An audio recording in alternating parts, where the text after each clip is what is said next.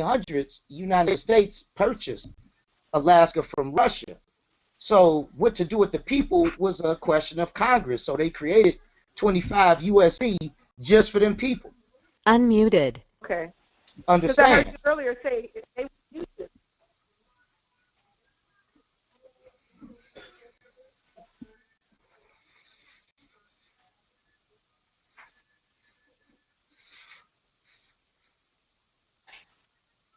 And you just broke it down. It's the same thing. I said there's no difference between an African American and a Native American or a black or any other thing.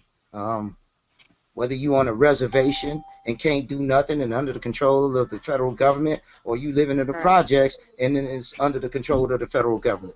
One is just a lot more freer than the other. And it ain't the reservation. Let me tell you, it ain't the reservation. Ha ha ha. Ha ha ha ha ha ha ha.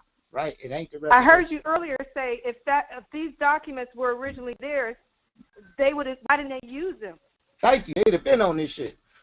They ain't on this shit. Now I see why you made that comment earlier. Because if it was really them and these documents, then they could use that against them. They could have, but they don't. They using all kind of other stuff. 25 USC and all. That's why it says they can't make no trees with these with these people. Wow. $5 Indian. Wow. $5 Indian. Muted. $5 Indian. Bow. Definitely so. It states that right here in Title 43 under the definition, Native specifically means those people. Native, which means any tribe, clan, group, village, community, or association in where? Alaska. Only. You don't see nothing about Georgia, no other place, do you? Yes or no, people? God. Come on, wake your eyeballs up. It's all about Alaska. Alaska? Look. Oh, snap. Hold on. Look. Check this out. I'm going to help y'all out. U.S. purchase Alaska. Oh, my gosh. Well, Oh, that's right. I keep saying it, so I'm going to keep doing it. So, That's why, the that's looming... why it's considered one of the 50 states now. Da-da, so-called. Okay, so anyway, the looming U.S. Civil War was delayed the sale, but after the war, the Secretary of State, William Stewart, quickly took up a renewed Russian offer on March 30th, 1867, agreed to a proposal from Russian minister in Washington, Edward D. Stoicki, to the purchase of Alaska for $7.2 million. The deal was what to do with the people who was already on the land in Alaska, so they created Title 25, made them citizens under the personal protection of Congress.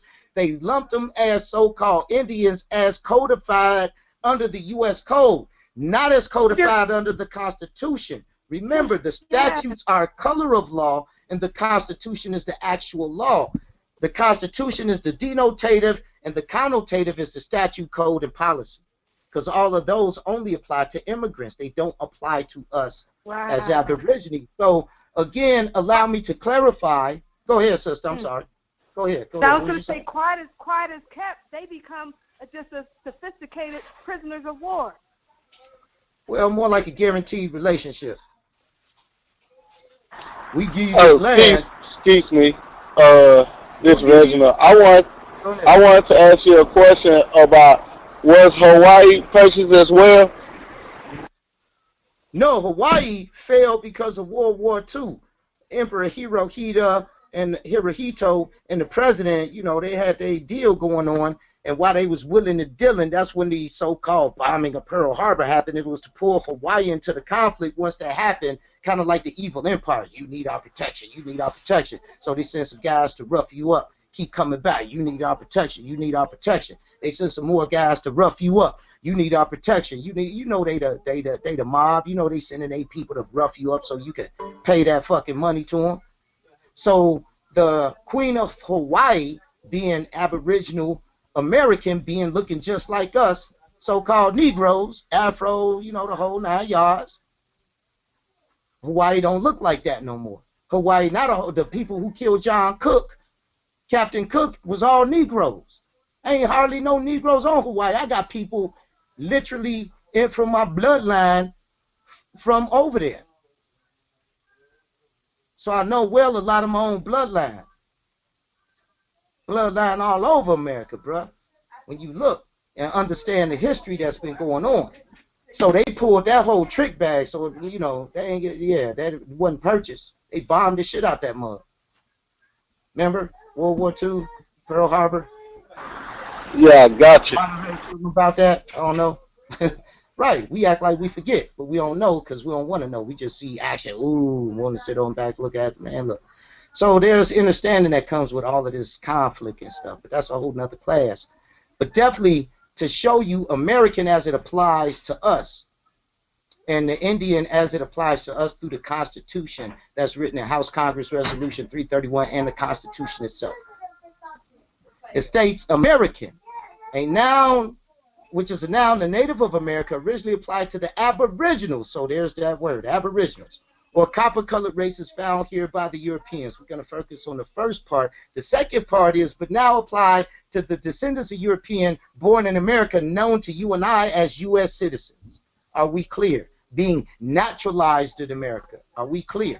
Under naturalization. Are we clear? As it states under here, when it states naturalization, as we're reading this stuff, lawfully admitted, national, permanent, owing allegiance, and it says the term naturalization means conferring of nationality of a state upon a person after birth by any means whatsoever, period. That birth certificate makes you naturalized or a foreigner in your own damn land. Do you understand it? Because you're not a U.S. citizen. You are an American Aborigine. Are we clear? Absolutely. Good. So let me make it even clearer. I gave you this side. Let's get the flip side, right? Let's get the flip side. What does Indian mean then, right? That's a very good question. So to do that, we're going to look up in Bouvier's Law Dictionary, right? Bouvier's Law Dictionary, and we're going to go, and it states, a law dictionary adapted to the Constitution and laws of the United States of America and of the several states of the American Union. So now they're talking about a couple of different things, aren't they? Aren't they? Yes, no, maybe so? Yes, they are. They're talking about the Constitution and laws of the Unmuted. America and also of the several states of the American Union. Now, you got to ask yourself, what's the difference between the United States of America and the several states of the American Union? That's two different things, isn't it? Isn't it? Right. Testing. Hey, what's up, everybody? Thank y'all for thanks for everybody for showing out and supporting. Don't forget who this man is. Kota, you wanna reintroduce yourself a little bit? Let them know where you from. All this knowledge that you're getting. If you don't mind. Ynga Kota Kibe, Ynga, the Iroquois Confederacy of Aboriginal American People. We've been doing this for quite some time, enlightening those and encouraging those to come back home to nation build and to unify our people so we can move forward in one direction to earn the respect, salvation, and to remedy the state of our being, our lands, for ourselves and our future, and for all life on earth for that matter. Right. That's what's up. So we gotta make sure we support all the standing nations that's around here, all the people that's already knee deep, foot in the game. He's been doing this stuff for a while. All that little stuff I've been talking about and those little metaphors I be using. Oh, we're gonna get our own Hong Kong and we're gonna get our own Taiwan and all these little pep speeches and talkings and stuff I've been trying to do. This man is living this stuff, and he's literally showing us the legal way to do this Hong Kong, the legal way to do this Taiwan, and all this stuff I've been talking about. So we gotta give it up to them. You know what I'm saying? And thanks for the people out there supporting the 5,000 Elite. We out here. A lot of people always got something to say, but a lot of people try to copy what we do, try to get our information, but they don't want to. You know what I'm saying? They don't want to give us our proper dues. So shout out to the members of the 5,000 Elite. Shout out, you know what I'm saying? Shout out to Chief Holiday and Tribe Up. Don't forget, y'all can catch us at tribeup.app. You know what I'm saying? Kota got a tribeup.app, so you can go be his friend as well. And shout out to originaltribalwear.com. We out here. That's Peace. what's up. That's what's up. So I will say, I don't know about Hong Kong and all that. I'm gonna say 100% American. So I get you, but yeah, we got to reclaim our stuff. We Muted. better. Hong Kong ain't doing it right according to Hong Kong. So I don't know if we want to be like Hong Kong. Hong Kong messing Hong Kong up. Ain't gonna be a Hong Kong in another 2 years, shit. So I don't know if we want to do it like them. But definitely, we want to be industrious. Definitely, we want to unify and we want to come back to our heritage. Can you dig it? That's what's gonna save us all. Trust that. Definitely, with that being stated, so this is a law dictionary adapted to the Constitution and laws of the United States, and we got to ask ourselves, what's the difference between this United States of America and this several states of the American Union? What is that? What is that? Before we answer that question, and we're going to answer that question, how many people know what that is? I know there's some on here. And if you know what it is, go ahead and explain it. If you know what it is, bust it out, and I'll help and assist with the thought process. Anybody want to go ahead and explain that real quick, or do we want to go straight to the term Indian, how we want to do it, how we want to roll?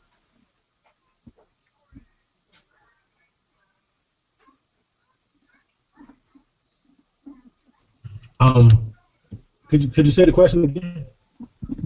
Yeah, the question is, who wants to explain the difference when it states in this law dictionary adapted to the Constitution and laws of the United States of America, which is one entity, and then of the several states of the American Union, separate entity. Unmuted.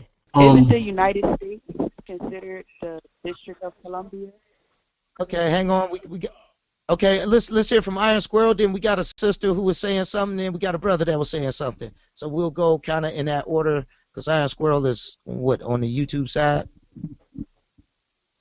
I am Flying Squirrel. I'm sorry. Sound like Iron Squirrel. Well, Iron Squirrel pretty tight too. You know what I mean? Hey man.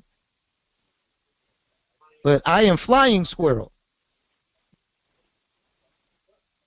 Muted. Talking about the 13 colonies. Which one? Unmuted. The United States of America, or, well, Muted. am I? Well, that's what I'm asking you guys. What's the difference between when it says the United States of America, that's one entity, and then another separate entity states and of the several states of the American Union? Which one is which is the question. Kota, is that the de jure and the de facto? I'm just saying, nope. I'm just, I don't know. Which one is which? I'll take a shot at it. Isn't the Yeah, go for it. Go for it. Which one is which? Yeah. Well, the Constitution is obviously what we drafted, what our ancestors left. That's one thing, and then the other thing we're talking about the corporation. That's another conversation. So now we have time periods. Now you also have states that they have their own constitutions, have their own laws that are generally, or I ain't say generally, but sometimes different from, and that's still like that today. You have different, like you have some states that it's illegal to have cannabis in it, right? Period. No kind, medical, anything, it's illegal. So that's another. That would be an example of that. I think I took, Copy that. And that's a great answer. Great answer. Dead wrong, but great answer. Unmuted. Wrong, not the answer. Definitely not the answer, but good answer, but not the answer. So, but definitely I can appreciate that. So who else? Come on. What we got? We got some good answers though. I'm saying everybody close. Everybody is close. I will Isn't say. the United States considered Washington D.C. or District of Columbia? So And the United States of America is like all those countries, like 25 of them. 35. From A to V, Antigua to Venezuela. Well, she said the District of Columbia, so that the District of Columbia is something. So Muted. I'm sorry, I missed it. Go ahead and state it over again. The United States, isn't that considered Washington D.C.? Which one? Just the United States or the United States of America, or is it the Just United the States of United America States. or the United States? The United. The United What is States it? of America. Isn't that Washington, D.C.? Yeah. Yep.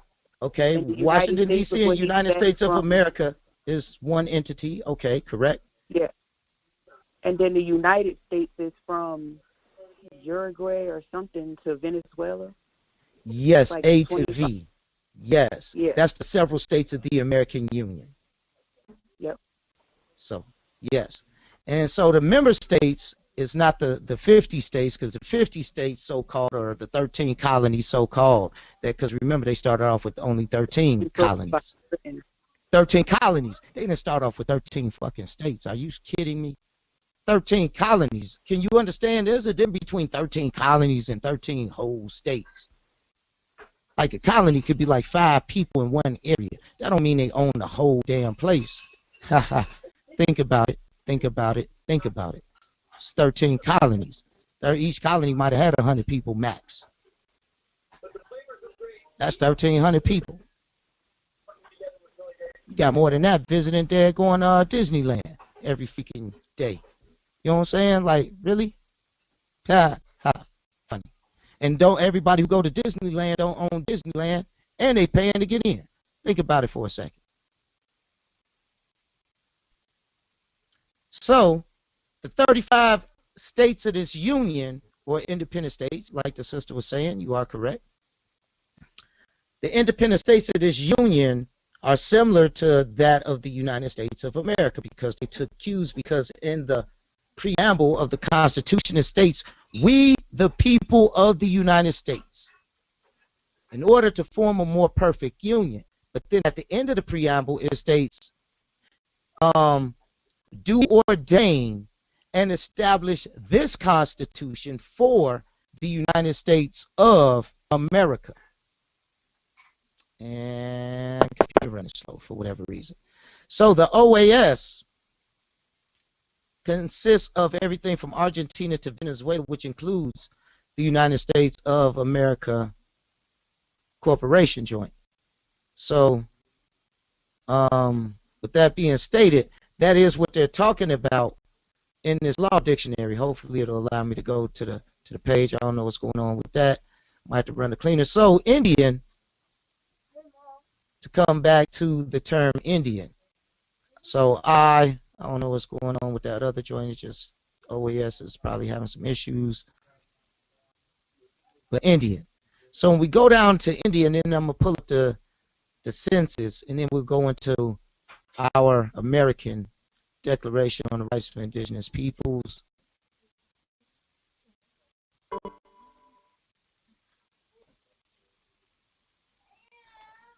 Okay. Boom. Indian. So when it states Indian in the Constitution, what does it mean when it states Indians in the Constitution? What does it state right there? What does it state right there? The Aborigines of this country are so called. What does Webster's call us as an American? Read that. A native of America, originally applied to the Aboriginals, or copper-colored races found here by the Europeans, but now applied to the descendants of Europeans born in America. So we see the common link is the Aboriginals, right? Aborigines. Can you dig it? Right? Absolutely. And when it says Indian tribe, read what that states. It's a separate and distinct community or body of the Aboriginal Indian race of men found in the United States. And they mean Argentina to Venezuela, to include Hawaiian Islands and Jamaica and all of that stuff, and the Atlantic Islands. Are we clear? Like clean water. Crystal. Now the second pertains to those Alaskan people. So, because we already are established up here, right? We the first one. We at the head. We ain't at the We ain't number 2. We number 1, correct?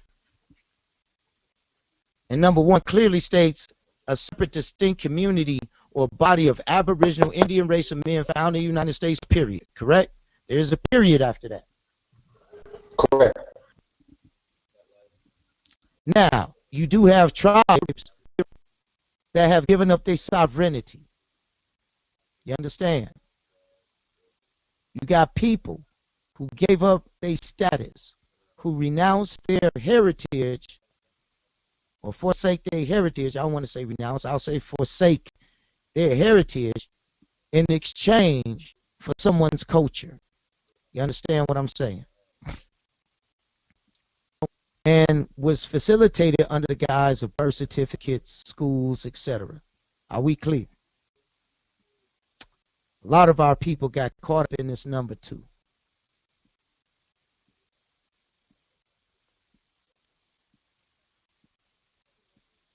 Can you dig it?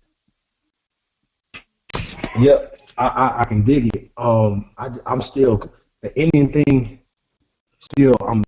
It still gets me a little. It can get you all at once. That's just something you got to overcome, but it don't stop it from being true. So it's just you just got to wrap your mind around it. It's cool. I don't call myself an Indian. I'm not saying call yourself. Recognized 5 tribes. I get that part. I'm not tripping. This don't say nothing about recognize. This don't say shit about recognize. This says Indian tribe, a separate and distinct community or body of the Aboriginal Indian race of men found in the United States. Period. Where do you see what you talking about at? I'm asking the question in that sentence, where do you see what you're talking about at? This is my house, bro. You understand what I'm saying? You ain't about to come in my house and tell me how to freaking live. Are you shitting me? Really? You kidding me? You gonna come in my house and tell me how I gotta live in my house? Would you allow somebody to come in your house and tell you how to live in your house? Yes, no, maybe so.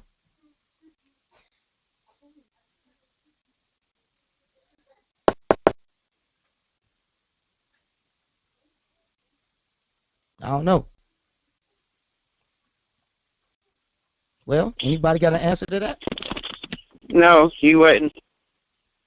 Would you allow me to come into your house and tell you how to live, period?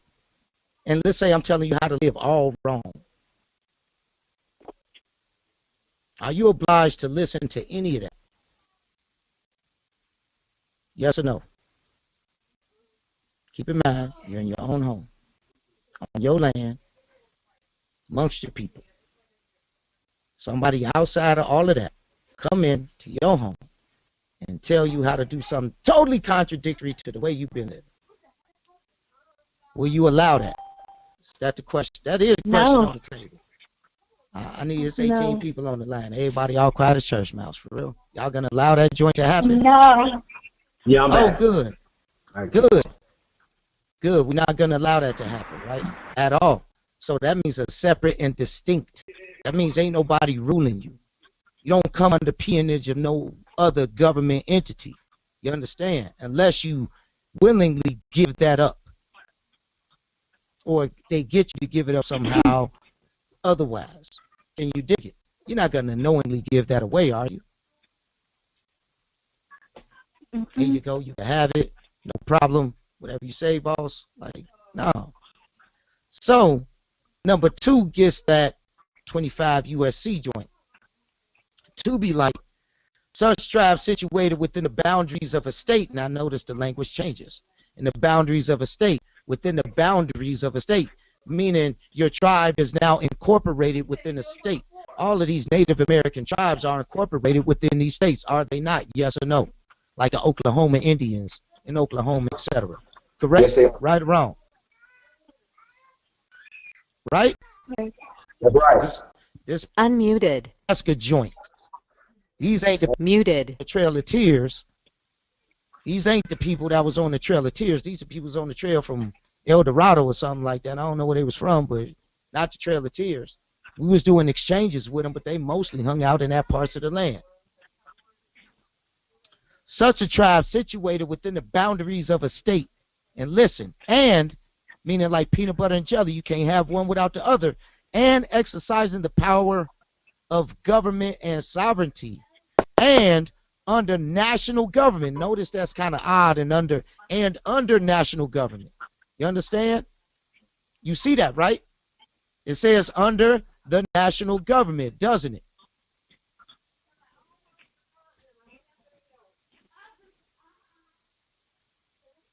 You guys with me on that? Yeah, under the national government. Under that, meaning it ain't the sovereignty. This is an oxymoron. How are you going to be sovereignty and also under the national government? That don't even make sense, do it? You can't be sovereign and under shit, can you? No. At all. And it says is deemed politically a what? Politically is deemed a what? A what? A state. Under the what? A state. Politically a state? What? Under the national government. That is a distinct what society? Race of people, or what type of society is it? A distinct what? Political society. Damn. Distinct political? Whoa. Distinct political? You mean the shit don't really mean people? It just means anybody political? Capable of what? Self-government. But what? But, here's the but. It's not deemed a foreign state. Keep going. In the sense of the Constitution. But Unmuted. It's rather a domestic dependent nation. Boom. Why? Such a rule. Nah, I said such a tribe. Such a tribe may properly be deemed in a state of pupillage, and its relation to the United States resembles that of a ward to a guardian. Boom. So that's Title 25 get right there. You understand? A ward to a guardian. That's called a ward of a state. That's called African American and Native Americans. It's the same shit like I said. You thought I was lying? You thought I was lying. So here's what, but here was,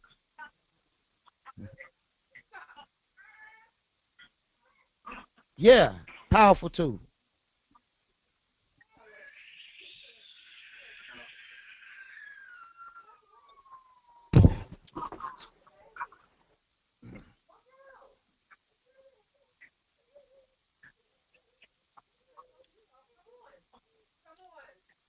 It does.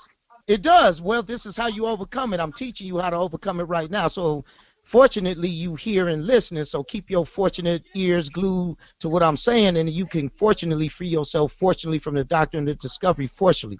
Hopefully that helps you out, because I don't Muted. it's unfortunate stuff you're talking about. That's just based on you and your knowledge and education.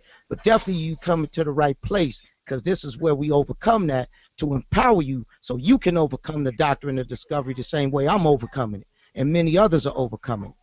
So let's overcome it together, and that's what we doing here. We didn't come together not to overcome it. That's the whole point of overcoming it. So you came to the overcoming it place. So get used to it. We here to overcome it, and great question.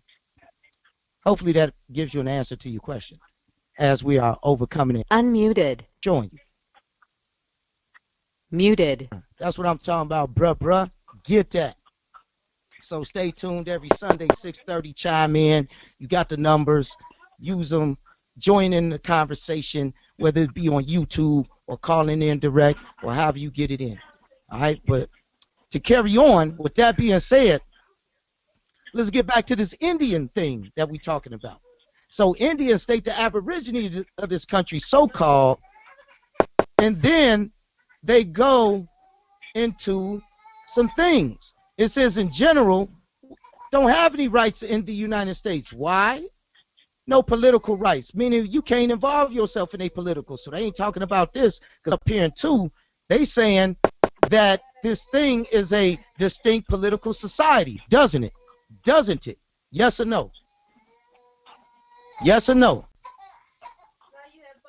Yes, they talking about. It said it's deemed what? And number 2 up here, it says what?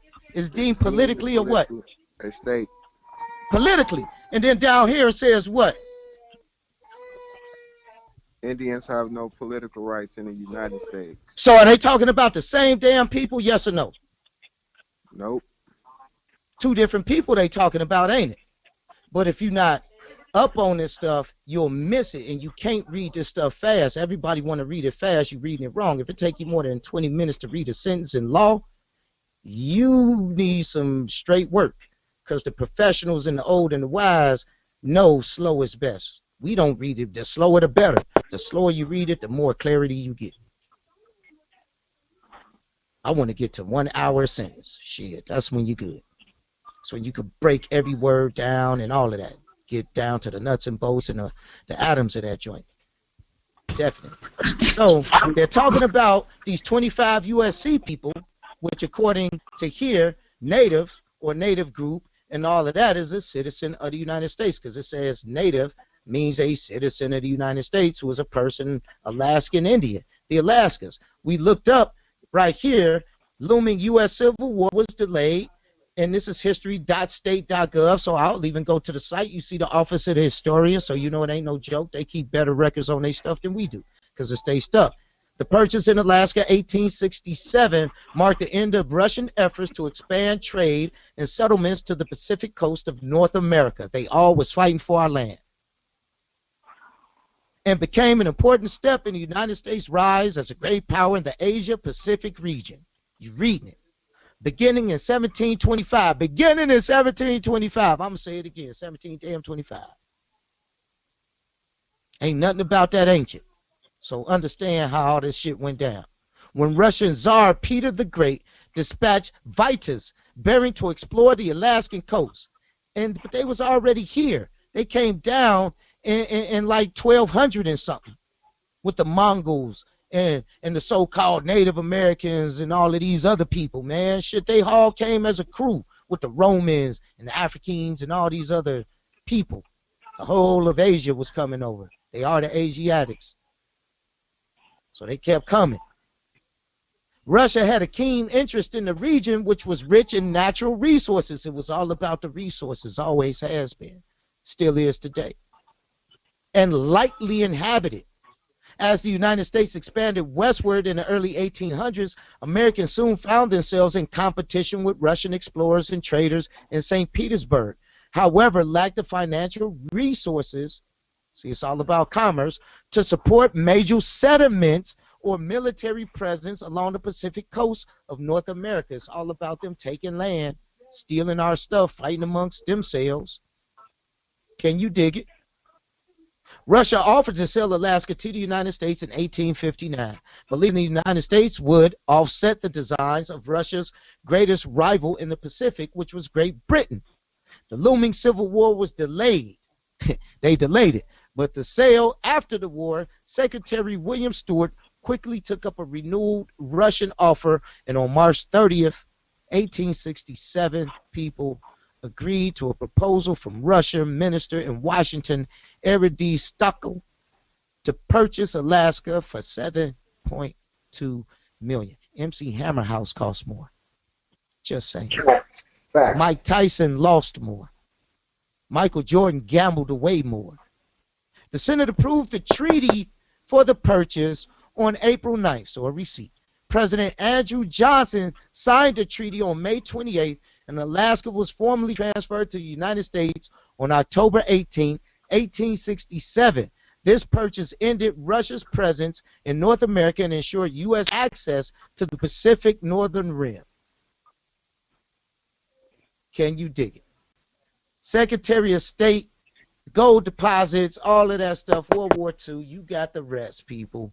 Whole bunch of white dudes, there they are, taking our stuff, standing over the globe, talking about, yeah, this our shit, and it ain't they shit. They just conquistadoring all over the place, doing too much.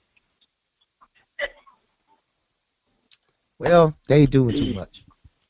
We doing too much too, so we need to do less. And less is more in this case. So with that being stated, we can see how those people are the natives of Alaska. So when we type in Kroyak,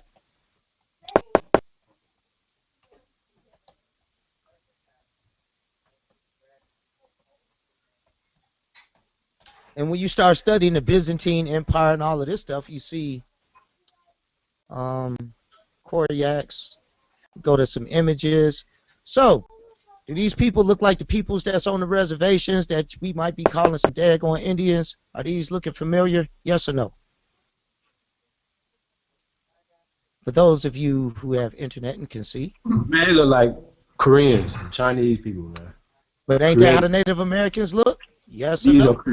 These are created tribes the same way they created them in Japan, same way they created them in China. Yes. People. And but are these the same people that they call Native American was my question. Yes or no is the question. Let's get to the answer. Yeah. Okay. Now you can give your commentary, but let's get used to answering questions first, speak your mind second.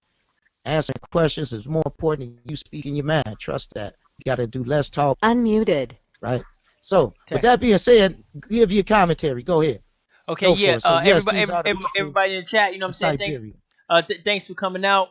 If anybody got any pros and views, anybody want to come and have a conversation, you in the description box, there's a phone number you can call to go in our conference call, and there's also a link where you can come into the chat room as well. So this brother right here, this is Ynga Kota right here from the Confederate, from Iroquois Confederacy of Aboriginal American People. Yep, and don't forget that. So let's keep that in mind. And this brother come here to show us some real valid information. They're not just talking about it; they actually living it. They're actually real standing nation, you know, and they, you know, they have lineage and stuff in his lineage and history here, deep rooted in United States, just like the rest of us. And so we should be much appreciated. Shout out to the people out there in People's Town as well, Chief Yormenia and Dr. Simmons and the people out there that's holding down that town. And somewhere in your town, there have to be some people that's holding down some land. Reach out to them, get to know them, and help them. This is the new thing now. This is what we're doing now. If you're not starting your own land, if you're not starting your own nation, at least reach out to one that's already sitting and standing. Otherwise, you're just an idle individual. That's just my talk. I don't speak for everybody. That's just my little weird stuff. But peace to everybody in the chat. Ron Redbird, Choir in the building. Peace. Hey, yo, so check it out, right? So we talk about theories, right? Out of Africa theory. We talk about the you know. No, I don't talk about theories. I don't talk about Batman and Superman. Yeah, I don't do that. And they use these things, right? But also Beringer, which is the Bering Strait crossing, it's a myth. It's not a theory. It's not a hypothesis. No, it's a fact. They came across. No, it's absolutely positive because Russia owned Alaska. I got you. I teach that nobody came across the Bering Strait crossing 15,000, 12,000 years ago. And even if it was only black, so-called brown people on the planet at that particular time. Anyway, right? The original people, these people right there, are not the original people of the land that they're standing on. No, they didn't come over that long ago, and you're right about that. They did not, man. They came over as recent as, like, less than, I don't know, 500, 800, maybe 800. I'll give them 1,000 at the most. At the most, but that's at the most. That's small in compared to billions of years that they didn't even exist, so... You know, that's a white lady right there, bro. These are not the original. I'm showing you. This is an American. It says voting from a Native American research. So this is a Native American image of a Native American. This is the image of a Kroyak. Don't they look the same? I'm pointing out the similarities. Look at them. Don't they look like the same people? Yes or no? Yes, they do. I'm flipping back and forth so you can do a quick analysis. This is why I state they are the same people. They are the same people. You can't be like, no, they ain't the same people. So now we see this. I'm saying that they're of the original people of the land that they were standing on, but white people created them recently. These are not old ass people. How about these people gave rise to the so-called white people because these are the one and the same people. All of the Asians are the same. You fail to understand that all Asians are the same. You fail to understand they all part of the same gene pool, part of the same lineage. You fail to understand. I'm saying all Asians are the same. It don't matter if you a Tartar. All Tartars are Asians. So Tartars, hold on, check it out. It's Mongolians. So people that we know that people so-called Asians, but it also includes the Asiatics. Who are the Asiatic black man? Come on. The Asiatic black man. It also includes those. It also includes the Caucasians. It's right there in the term Caucasian. It also includes the male Asians, right? Called people from Hindustan and etc. So on and so forth. So you were saying about, I said the Asians came, and the Asians are still here. The Asians are still here. You got people from Africa here. You got people from Europe here. You got people from all over Russia here. You got people from Mongolia, China, Japan, and Philippines, and all that stuff here. You got people from India here. You got all of Asia here, bro. No, I agree with that. But ain't no other choice because the world is divided that way. There's Asia, there's America, and that's it. Using terms, social political constructed words that didn't exist, like Mongoloids and Asians and stuff. The entire planet was black. That's what I'm saying. And these people, the entire planet wasn't black. Wasn't no black people ever on Earth. Bullshit, you can't even prove that, bro. Are we gonna go with semantics now? Or are we talking no, about... that ain't semantics, bro. Hold on. What you did was a semantic. No, bruh. Hey, you ain't the color black, so you talking semantics. Put a coin on your back of your hand and tell me it's black. Okay, well, brown people were all over this. I say chocolate. Copper color. Yeah, ain't nobody was chocolate. Right, copper, man. You can put a penny in that shit to blend in. The entire planet was black. I'm going back to the term black so everybody can understand what I'm saying. This entire planet was black. No, everybody on this line understand. This is the term for understanding we ain't black. I ain't gonna let you say that on this line. Okay, I got you. Okay, well we could do away with the black thing. I'm not afraid of black, right? But I'm also not gonna allow. I can't allow people to say things that have been given to us by these people. We can't do that. We can't say Asians. We can't say none of these terms because they didn't exist. These people are not the original people of the land that they're standing on right now. Whether it's in America, these are created people. These are created. So there are some created people on the planet, and all people ain't created people. Some people actually came from other places in the galaxy. Some people really did. Earth is old. Earth is super old, and yes, we are the people that created Earth, the solar system, all that. Period. So, great. The whole planet wasn't habitable because you don't live in the ocean to this day, and that's part of the planet. So, ain't no black people or any other people living at the bottom of the ocean that I can ascertain. And if you think it is, go down and let me know. Come back and show me some video or something. Then I'll be like, cool, there they go. But until then, we can ascertain that the ocean and lakes are on planet Earth, but we don't live in them. So that's proof positive we wasn't all over the Earth. So let's get something clear. We decided to sit down at one spot of the Earth, and eventually we was all over the Earth, but then we started to have other people was coming in at the same time. So it's more like an intergalactic type joint. But we're not going to get into that on right now. I'm just proving right now that the so-called Native Americans are not the original Americans. They are simply not the original Americans. I don't care about nothing outside of that right now, but definitely right now we can agree that these are not the original Americans. That's what we can agree on. So that's what we got with it. They're not the original Japanese. They're not the Unmuted. I completely understand that, but that's another story. All I'm saying is, big ass Russian right there. Bro, I'm not here to say the world. I'm not here to say the world. So are you saying some of these people are intergalactic?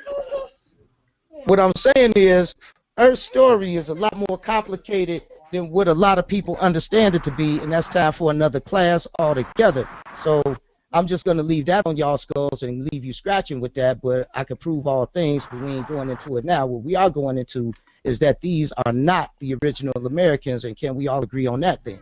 Right, to avoid confusion when we talk about these Indians, that's the subject matter right now. Right. But I think Chief is trying to say. Well, you sure do have me scratch my head. Yeah, I think he's trying to say that these people are not Aborigines. They're not Aborigines. They're not the Aborigines. People of any land. Any land. That's what he's trying to say. I'm not saying that. All I'm saying is until I do further research. That's what Chief said. Right. And I'm saying that's cool. I'm just saying I don't research other people like that because I'm just researching my people. And in researching my people, I'm just saying these ain't my people. And if anybody think that they're Aboriginal American, then I consider them my people. We all part of the same group. So I'm just teaching my people that These are not the Aborigine peoples of America. I don't care if they ain't Aborigine to no other land. I'm just saying they ain't Aborigine to here. They do have origins. I know Muted. where origins come from, and not all of them are daggone what you would call white. Matter of fact, none of them are pale white like the Caucasian. So the Caucasian is a manifestation, but some of these Asians are a result of several genetic testings. So definitely created, but not created in the sense you would think, but created more in the sense like they did over in Australia, right, to the Aborigines there, but think about it in reverse, right, but the same thing. Ooh, we got these light-skinned aborigines, call them albinos, and those did their thing and through genetic manipulation created what you see here.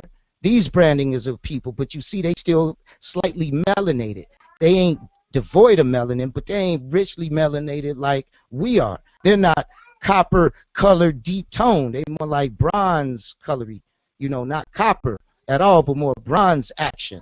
You know what I'm saying? So not the same, just not the same. But they do come from a stock of darker skinned people, the Malays, and the Mongolians are dark skinned people. Absolutely, are Aborigine so-called peoples of that land, but some of them are not. Some of those are created people too, because the hair texture ain't the hair texture that let's say the Negroes of Africa got, and they ain't the same hair texture as you and I have. Tight curls and all of that stuff. So recessive gene right there. Straight hair is a recessive gene. So I know when we go back 3,000 years, right? The pale man was even more of a minority on this planet. So in China and Japan and all these other places, the straight hair wasn't there. The nappy, the cord up hair was all over this planet. That's the original man that was all over this planet. Archaeology manifests this. I'm saying absolutely. And the oldest pyramids are in America. The oldest pyramids are in America. The oldest civilization is in America. You can't be second if you first. You can never be second if you first. I'm just going to put a period right there. Hey, all I'm saying is America got the oldest. All I'm saying is America is the oldest and the first. So everything came second. Everything came second to the first. I don't care where they find it at, it's still second. It ain't number one. So we ain't going to go past that. We're going to stick it right there because that's where we at. We at the highest level. I ain't sinking down. Got to come up something higher than that. So that's where we at. So until something else come along, boom, America right there. Okay, so since the first is in America, that's just where it's at. And then everybody else came from some other place. That's why I say it's a lesson for another time. But this time, right now, we're going to go and segue into what our rights are, and now that we understand the differentiation between Title 25, which deals with these people, and the Constitution that deals with our people. Now, the Constitution deals with our people as we are on a government-to-government basis with this thing because our people created the thing and formed the colonies, or the 13 colonies, into what's known as the United States of America. Are we aware of that? According to House Congress Resolution 331. Right? Are we familiar with that document? Do I have to pull it up, or does anybody want to see that? Or can we move on?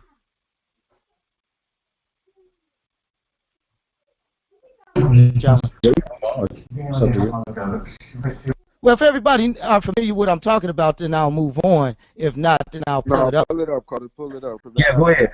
You gotta go ahead because people are watching. Copy that. Okay. So House Congress Resolution 331 was created, tells the story of who created what, of who created everything that you know to be true and some things you think somebody else might have created. So it's all created by us. It just got taken over by a whole bunch of other people. So let's read the story of how this stuff happened. In the Senate of the United States, October 5th, legislative day, this is 100 Congress second session, House Congress Resolution 331 that was held in the Senate of the United States, October 5th, legislative day, September 26th of 1988. I'm going to say that again, 1988. There's a lot of stuff happening in. They was calling us, start wanting to call us African Americans in 1988. Oh, Jesse. Anyway, received and referred to the Select Committee on Indian Affairs. October 21st, Legislative Day. October 18th, 1988, the committee was discharged. The title of the document is called Concurrent Resolution. I know it sounds weird, but this is what it is. And the states to acknowledge the contribution of the Iroquois Confederacy of Nations. So the Iroquois Confederacy of Nations consisted of the 5 pieces of America, the northern regions, which encompass Greenland, Canada, and the several states, so-called the United States, but at that time, the 13 colonies, whatever. The 13 little small places that they was inhabiting in different parts of our vast estate, to put it in that perspective, because that's what it was, a couple forts here and there. But we developed the United States Constitution, and to reaffirm the continuing government-to-government relationship between Indian tribes as outlined in the Bouvier's dictionary, being a separate and distinct community of Aboriginal people, right? To the development of the United States Constitution, and to reaffirm the continuing government-to-government relationship between Indian tribes and the United States established in the Constitution. So that is the contract we go back. That's the established agreement right there. Oh. That ain't a U.S. code or nothing. That's what we go to for our remedy and to discuss the final points. Can you dig it? That's called different jurisdictions. You're kind of mimicking like the slaves over and like, put the hair off. Like, what? You don't have rights. Uh-oh, I use somebody up. Background ejection. That's what they're. Okay, got that? Cool. So it states to the development of the United States and the relationship established in the Constitution, whereas the original framers, which more important, the frame of a painting or the painting? Like, for real.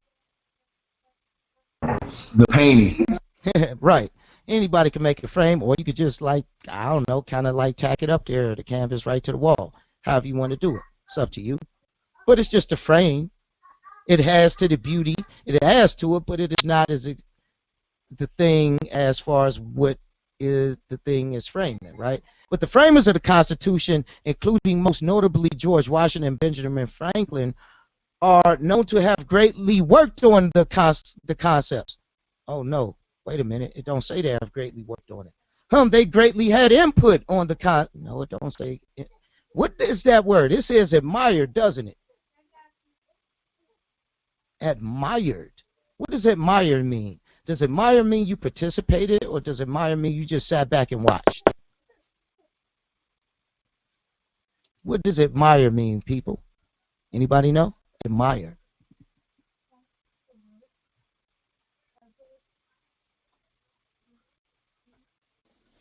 It mean you went wow. Can we do an etymology on it? Oh, but of course. Admire, real quick. Admire means to regard with wonder, to marvel at, to wonder, to regard with wonder, to be astonished. Holy mackerel. Wow, wow, wow, wow. So how is it that you can't be added to it if you blown away every time somebody writes, oh my gosh, look at that. Oh man, what was... That don't sound like you contributed to me. That sounds like you just sat back and was amazed at what Michael Jordan was doing on the court, so to speak, for a certain generation of people. Everybody got their own heroes. It is what it is. He was good at ball, and everybody was like, oh my God, right? I don't even get into sports, but dude could play.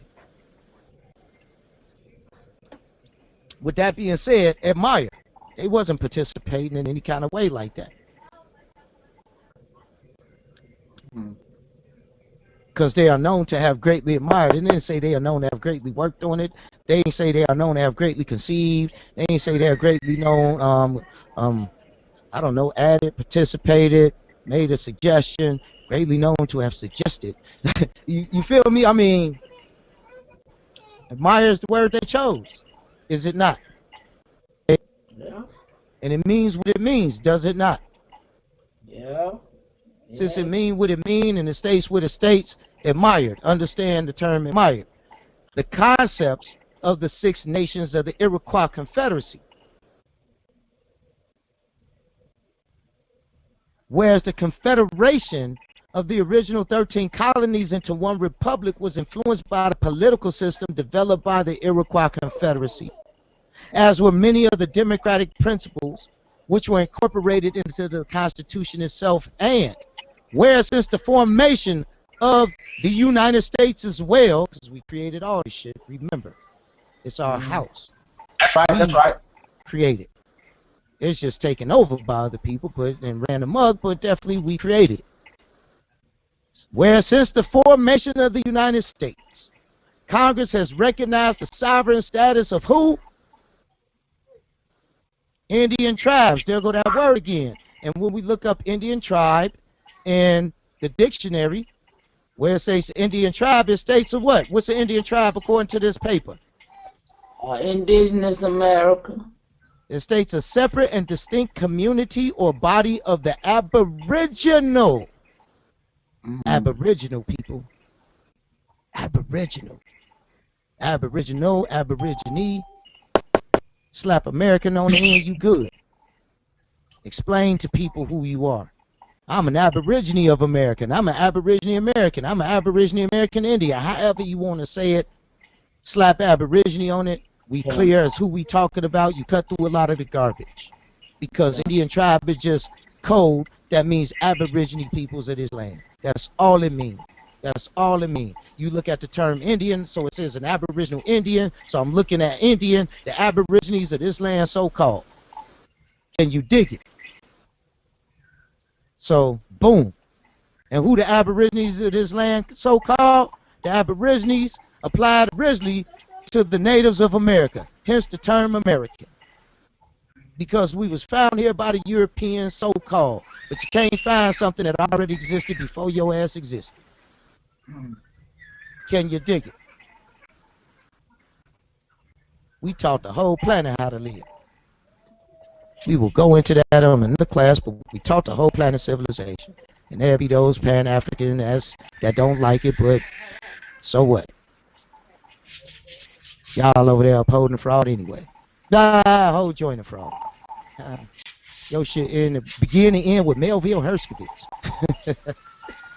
Melville Herskovitz. Oh, we got to go into that, dude. Tear that up. Show how the whole African Pan-African and all this Marcus Garveyism was created by the American Colonization Society and Anglo-Saxon Clubs of America and all this stuff, man. We're gonna dig into it, and everybody gonna be embarrassed by their own actions, but hey, they chose to do it, and ain't nobody obligated to follow nobody, so it is what it is. But getting back to it, it states, and since the formation of the United States, Congress recognized the sovereign status of these Indian tribes, which are the Aboriginal peoples of the land, and has, through the exercise of powers reserved to the federal government in the Commerce Clause of the Constitution, Article 1, Section 2, Clause 3, deals with us on a government-to-government basis, and that states Indians not taxed, correct? Right? Are we familiar with that? Article 1, Section 2, Clause 3. Constitution.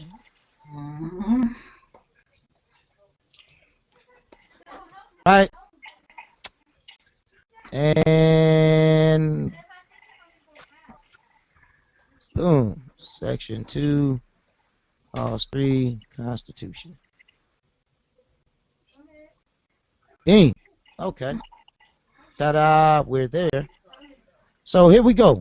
Clause 3, right? It says representatives and direct taxes shall be apportioned among the several states which may be included within this union, according to their respective numbers, which shall be determined by adding the whole number of free persons, including those bound to service for a term of years. So you got the slaves and the free people all in the same boat, got to pay taxes. It states it right there. It says adding to the whole number of free persons, comma, including, the word including, you just can't bypass that, including those bound to service for a term of years. which includes everybody who's ever working or holding down a job right now because you signed a contract to bind yourself to a term of service for a term of years. Absolutely. And excluding who? Excluding Indians not taxed. We're not to be enumerated in a system. And it says right here, the actual enumeration. So when we go to the, what is that, the 1860 census? What does it say about Indians in that piece of documentation right there? It says we are not to be enumerated, right? It says they're not to be enumerated. Therefore, I will not do a census. So when we look at it and we come back under Indian, under general instructions, so I'm sorry, let me go back to this is IPUMS USA. This is the Data Collection Center. This is the 1860 census instructions to the marshals. From the Department of the Interior, Washington in 1860. All of this is all going on at the same time. The purchasing of Alaska, Civil War, all of that stuff going down. It's about to go down. So dealing with us, figuring out how to best work their sketch. Under special instruction, under free inhabitants, under section 5, Indians not taxed. You see that? It states Indians not taxed are not to be enumerated, meaning counted. Meaning the Aborigine peoples who ain't lost or gave up their birthright or their heritage or their honor. People who didn't involve themselves with the system. Not taxed, meaning we don't come under the laws of any sort. We are not to be counted or participate in a government in any way, and I showed you guys that, so y'all can rewind the video, but we went through that. Kicking it with Title 25 and how everything pertains to it. Now we come up to the Indian not taxed are not to be enumerated, but then that section 2 under there, and the Bouviers under the section 2, it says such a tribe, and it goes into here. These are the people who fit the other category, because this says these people are to be taxed and are to be enumerated because they are treated as a dependent nation, correct? As a ward to a guardian, as it states, doesn't it? Doesn't it? Yes, no, maybe so. And it also states in Title 25. Oh, go ahead, I'm sorry. No, I was saying, yeah, they was enumerated.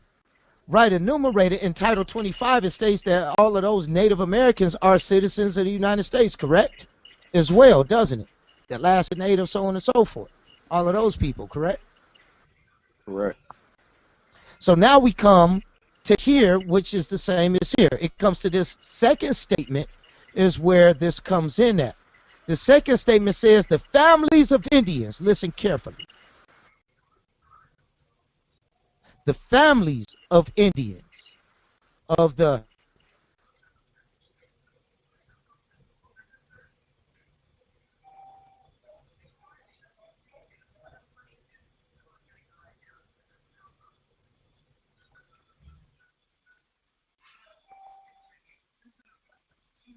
Kota, we lost you.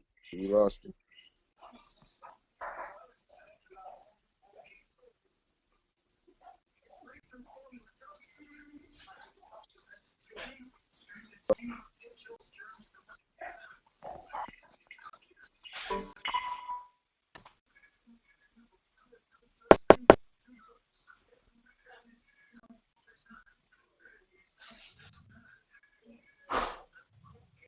Unmuted.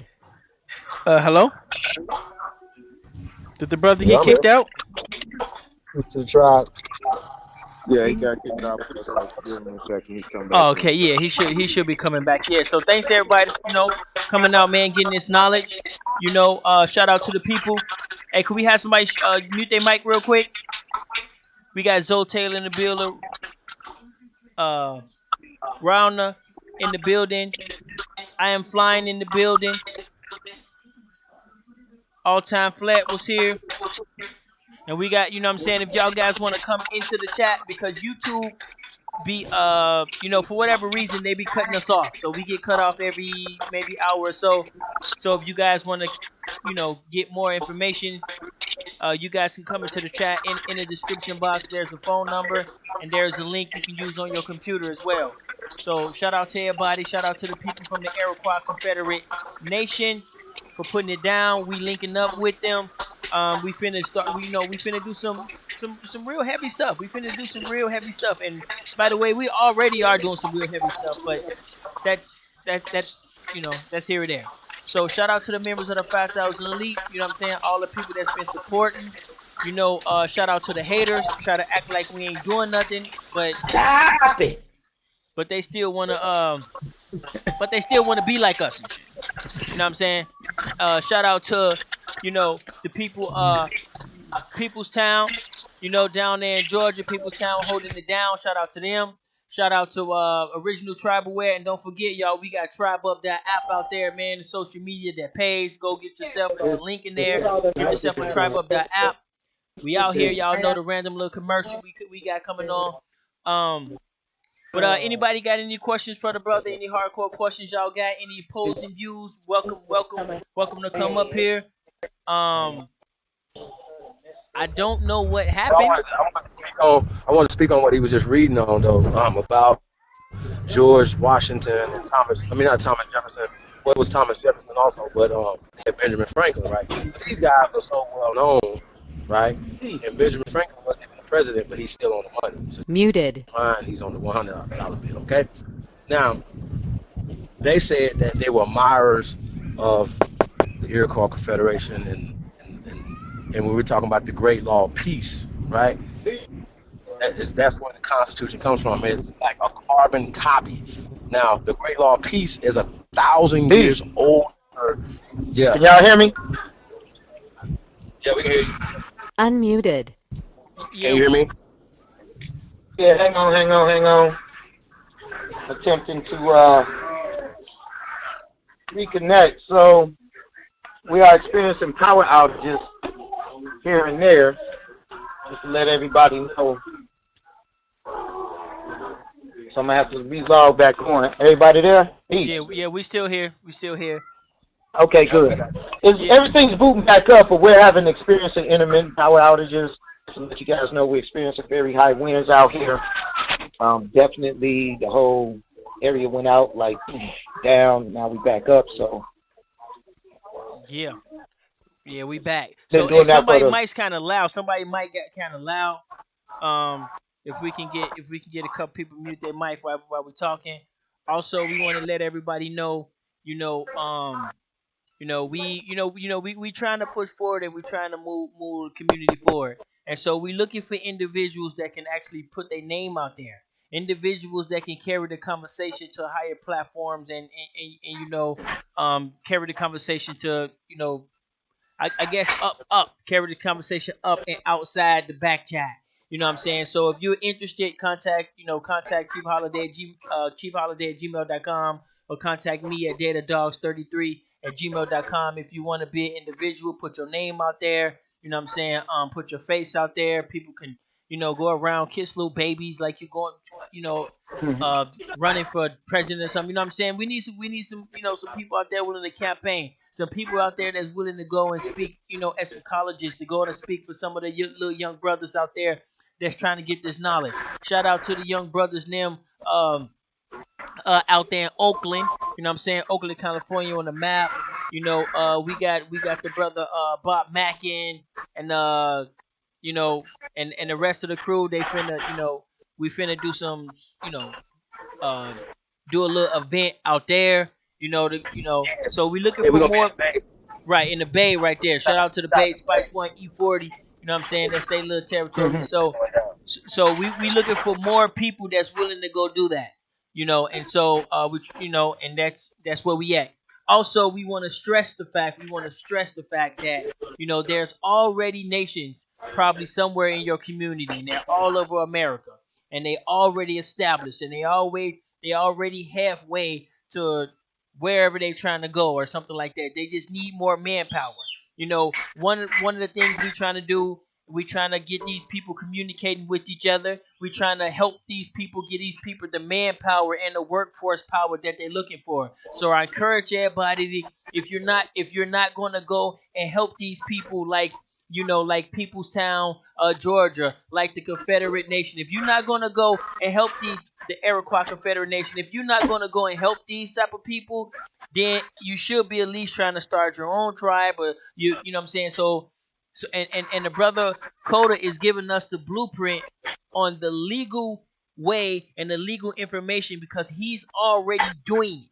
So he's not teaching some stuff like, oh y'all, we could do this, and these rights we got and all this. He's literally using these laws. He's literally, conflicting these laws. He ain't got to worry about the police coming in his place. He ain't got to worry about no weird stuff coming in. And shout out to the rest of the people that got their platforms and got their nation, you know, pretty much ready to go. So and shout out to everybody in the chat. Sorry if I messed up your name, but I got you. Somebody said Peoplestown, Georgia. Yup, Peoplestown, Georgia. Yup, check them out. You know what I'm saying? We working with them too. So or let me say, the more correct term, that we got love for them too. And don't really matter what we doing. We doing.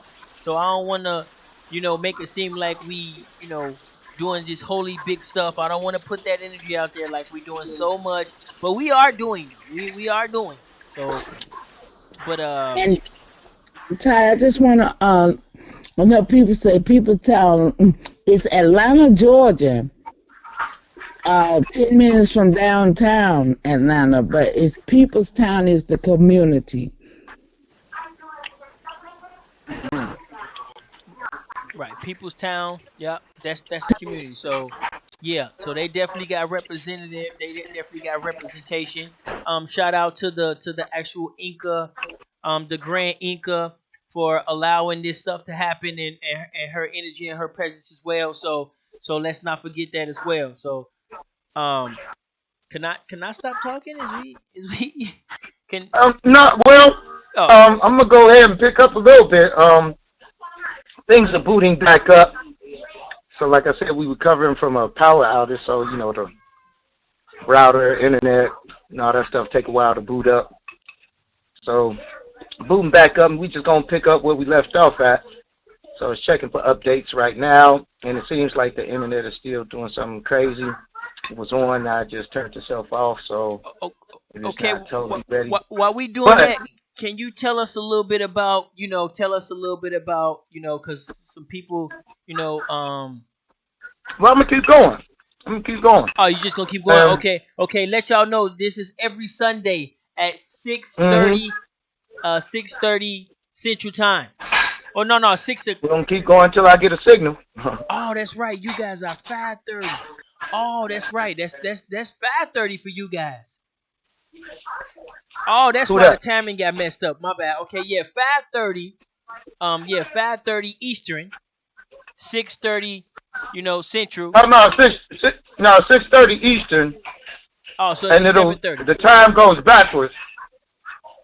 Yeah, 6:30 Eastern time.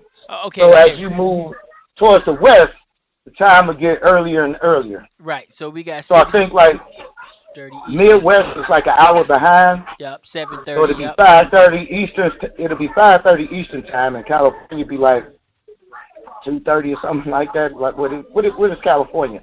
Yeah, I think Four they two hours or hours. 3 hours? I think they 2 hours. Oh, So two so hours? yep. So there'll be five. Then I think there'll be maybe four No, or it'd be three. like 4:30. Yeah, something like Mhm. that. Yeah. 4:30. Yeah. Mhm. So y'all know, yeah. And so this is every Sunday. So definitely, what I'm saying, this, definitely take advantage. What I'm saying, definitely take advantage, and you can share this. This is a family show, so we try to, so when we come on, we try to have much respect. If you have opposing views, that's very welcome. But please come in respectfully, because this is a family show, so we don't want no, man, y'all dudes are dumb and clumsy and all this. We keep that stuff, under control, and we can learn something. So We ready. Absolutely. Cool. I'm out of here. I'll be back. That's what's up. Let's see if we can check 1, 2. Muted.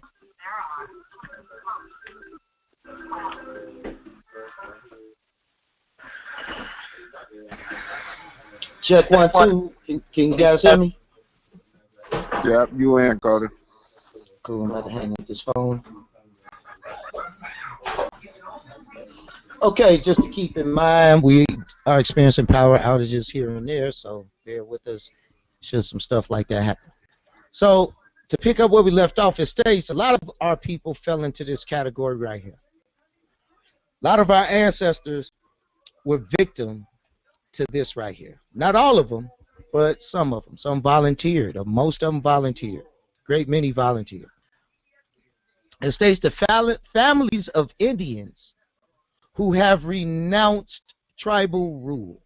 So right there it says, well, once you renounce who you were, you now come under this thing, and who under state or territorial laws exercise the right of what? Citizens. See, the families of Indians, check this out.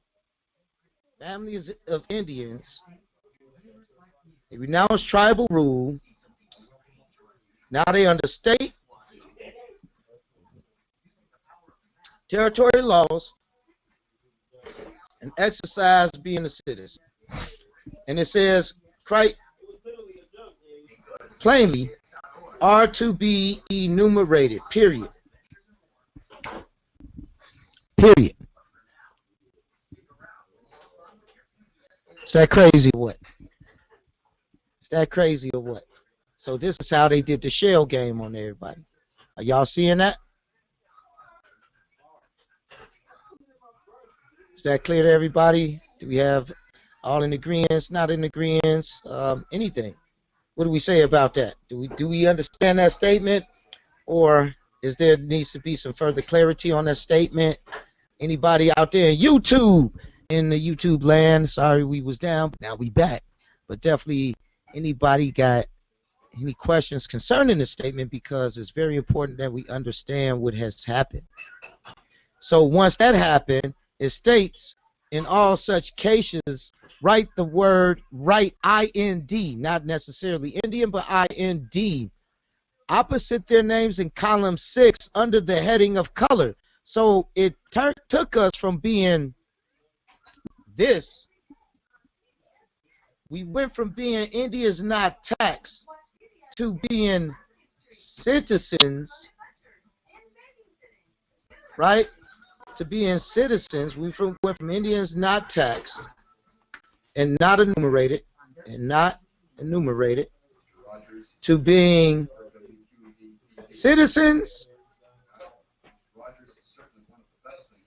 enumerated, and all that comes under the heading of color. Do y'all see the shell game with that? Do you guys see the shell game? This where all the fictions and stuff started. And it started with the Census Department, which then became the Department of Commerce, or vice versa. That's why they together today. Correct? Office of Management and Budget. OMB. And the OMB pertains to only those ones who are to be enumerated, because those will be the families who gave up their title as Indians not taxed. They gave that up in lieu of this color thing. And if you look on your grandmother's birth certificate, or even your mother's birth certificate, or your father's birth certificate, you will see the term color or Negro in the race block. Can you dig it? Yeah. Definitely your grandmothers. And we can't be nothing different than our grandmothers and great grandmothers and etc. We can't be nothing different than our foremothers and fathers, correct?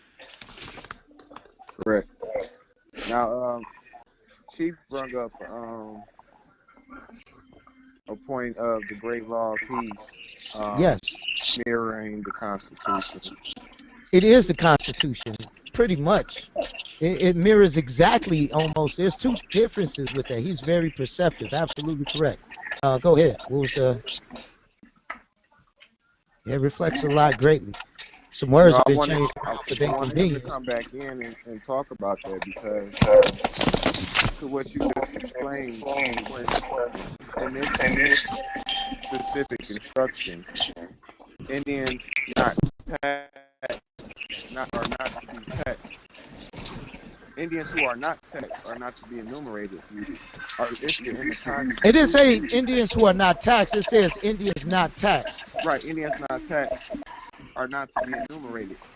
They Right. were listed in the Constitution. Now, not only by them being not listed in them being listed in the Constitution, they had their own government set up, which is the Great Law of Peace. Right. That's why we not taxed, because what part of our government got to do anything with your government? Yeah. Nothing. It's a no-brainer. Question. It's a non-issue. It's a non-issue at that point. Yes. Excuse me. Hello? Question. So that goes back to the census again. Then that's a closed and shut case then with us.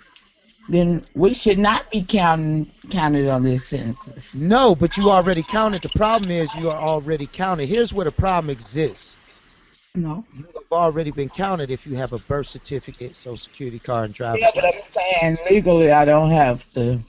So the trick is now you got to be uncounted. That's the trick right there. So this is the uncounting. So we're not saying sign up on their documents. We're saying we're going to have our own affidavit. We're just going to attach it to that document. Okay. That's about it. Okay. Yeah, I didn't say you sign any of their stuff. We're not going there. But we are going to see attachment, like see attachment, where in the signature everybody can write see attachment in the signature line, see attachment, right? I ain't signing crap, but see attachment. And then they see the attachment. The attachment be like, we the Aboriginal peoples. We ain't gave up none of our rights. You know, it's going to be crafted. We know we're not to be counted. However, we want you to know that we are not extinct and we are very much real and we are here upon our ancestral homelands. And we demand that you honor and acknowledge our government-to-government relationship, blah, blah, blah, blah, blah, blah, blah. Right? It's going to say something to that effect. And then everybody send that in, and you got 1 million some people, 10 million people, whatever our people can send that in. We get out there and campaign, send that in. Well, then there you go. You're not counted or enumerated because you never signed none of their federal documents. You attached our own documents, and we sign our own documents. Then our own documents bear our nation's seal, bear the seal of the notary public or whatever. So it's authenticated by they people and by our people. Boom, boom, boom. There it is. That's our affidavit, testimonial, whatever you want to call it. There it goes. Everybody is saying we are not African Americans. We ain't no daggone Native Americans. We are the Aborigines, peoples of the land that you guys came over and stole, took from us, overran, genociding on, gentrifying on. We are these people who you just want to call extinct, and we still here on our land. That's what we gonna say. I don't know about nobody else, but being quiet ain't the time to do it. And it ain't the same as selling out or signing up into their stuff. It's a different way, another third dimension way of thinking about it. Because you're already enumerated. Your mom and dad enumerated you with the daggone birth certificate, right or wrong. Then you further enumerated yourself, and they further enumerated you with the Social Security card. And the Social Security card clearly states it ain't yours, but been enumerated with that. And then you get jobs with that, and driver's license with that, and sign up for credit cards with that, and bank accounts with that. So you fully enumerated. Don't talk to me about enumeration. Already in it. Your question is, how did we get out of it? Yes, how did we get out? Right. So this is the out. This is the Exodus right here. Oh, we're going through the Exodus is the 2020 census, but you don't sign it. You don't. As long as you're not signing anything, you're good. No one can hold you accountable to a contract you never signed. But if they come to your door and they asking you some questions, hand them the paper, already signed, notarized, hand it to them. This is my testimonial affidavit signed here that you received it. You have your certificate of mailing, meaning they received it. So when they take it, you have them sign it, put their thumbprint or whatever you got to do, their badge number, their name, all of that stuff. Put the information on there. We're going to have some items and some training about this thing for all those who want to participate. If don't nobody want to participate, I'm definitely going to do it because that's what I'm going to do. That's what I plan on doing. I don't have to do it. Personally, was never enumerated personally, so I don't get down like that. But thank goodness, not everybody is fortunate. Not everybody's child is not born without a birth certificate. Not all children are born with birth certificates. Even to this day. So, there's just some things we got to do differently, and that's all that is. So, with that being stated, those who chose to be enumerated got turned into colored folks.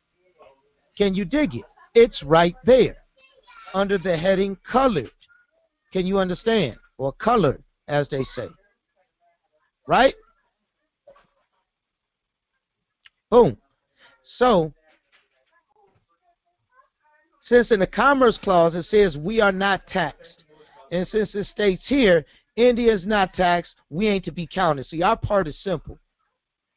I'm Indian, not taxed. I'm the Aborigine of the land, not taxed. I am Indian, that's outlined in Article 1, Section 2, Clause 3 that my ancestors created. I'm going to make it real simple for everybody. I am not a Native American.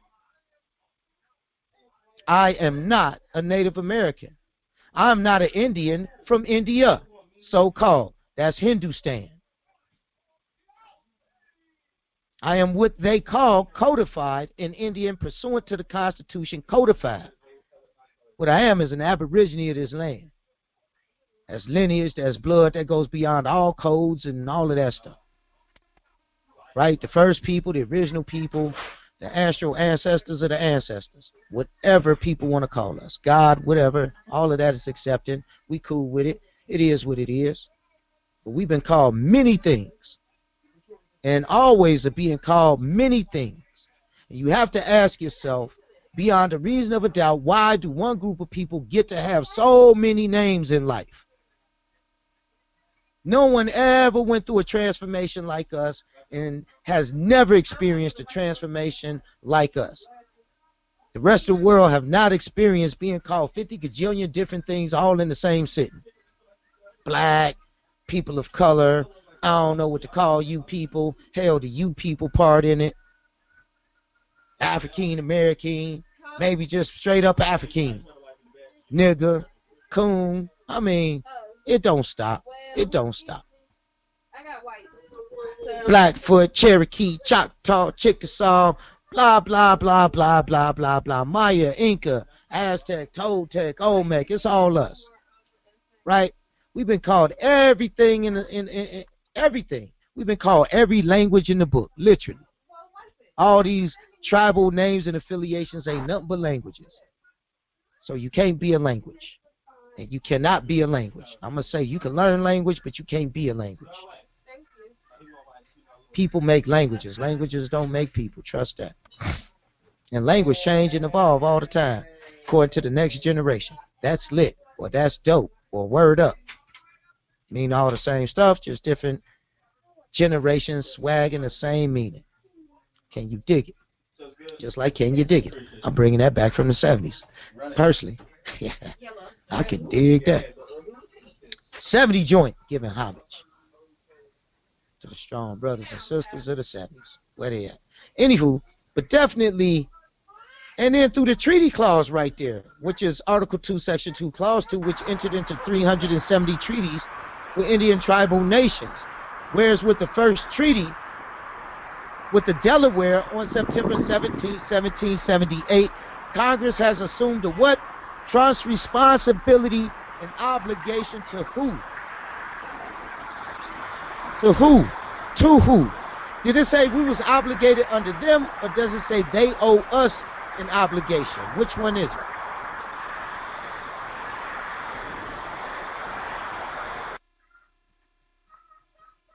Peace. Check 1 2. Check 1 2. So which one is it? It says, do we have an obligation to them, or do they have an obligation to us according to this document? They have an obligation to us. So if they got an obligation to us, how can we ever be in a state of pupillage under them? Is that even possible? No, it's not. Absolutely not. So again, two different people, two different documents, two different places that you find it at, just two different everything. Where's this trust responsibility? So here's the trust responsibility all the people have been looking for. It's been right here the whole time, but it calls it out, it spells it out. There's trust responsibility, because that is what it says. Calls for Congress to exercise the utmost good faith in dealing with Indians as provided for in the Northwest Ordinance of 1787, 1 Statute 50. Whereas, while we're whereasing, the general, not the general system, judicial system, pardon me, whereas the judicial system of the United States has consistently recognized and reaffirmed, and this is a good word, this special, see, it's a special relationship. It ain't the same relationship everybody else got being a U.S. citizen. It's special. Special meaning it's above what everybody else get. It's not in line with what the status quo is. It's very much outside of the status quo. Do you understand? Again, what part of our government needs permission from their government? None, because we created that government. Thank you. Now, therefore, be it resolved. Who is it resolved by? It's resolved by the House of Representatives and the Senate concurring, meaning, hey, yeah, we in on it too. That, and this is the occasion.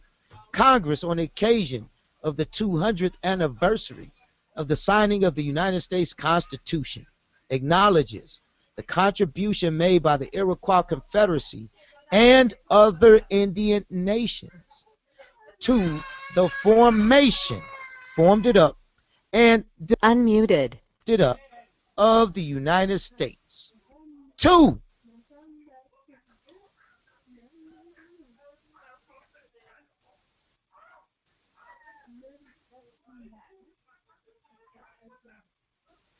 Muted. Copy that. So definitely, Congress on the 200th anniversary, they signed this thing, acknowledges the contribution that we did, and hereby affirms the constitutionally recognized government-to-government relationship between Indian tribes, which is that Aboriginal people thing again, which has been the cornerstone of this nation's official Indian policy, not the codified ones.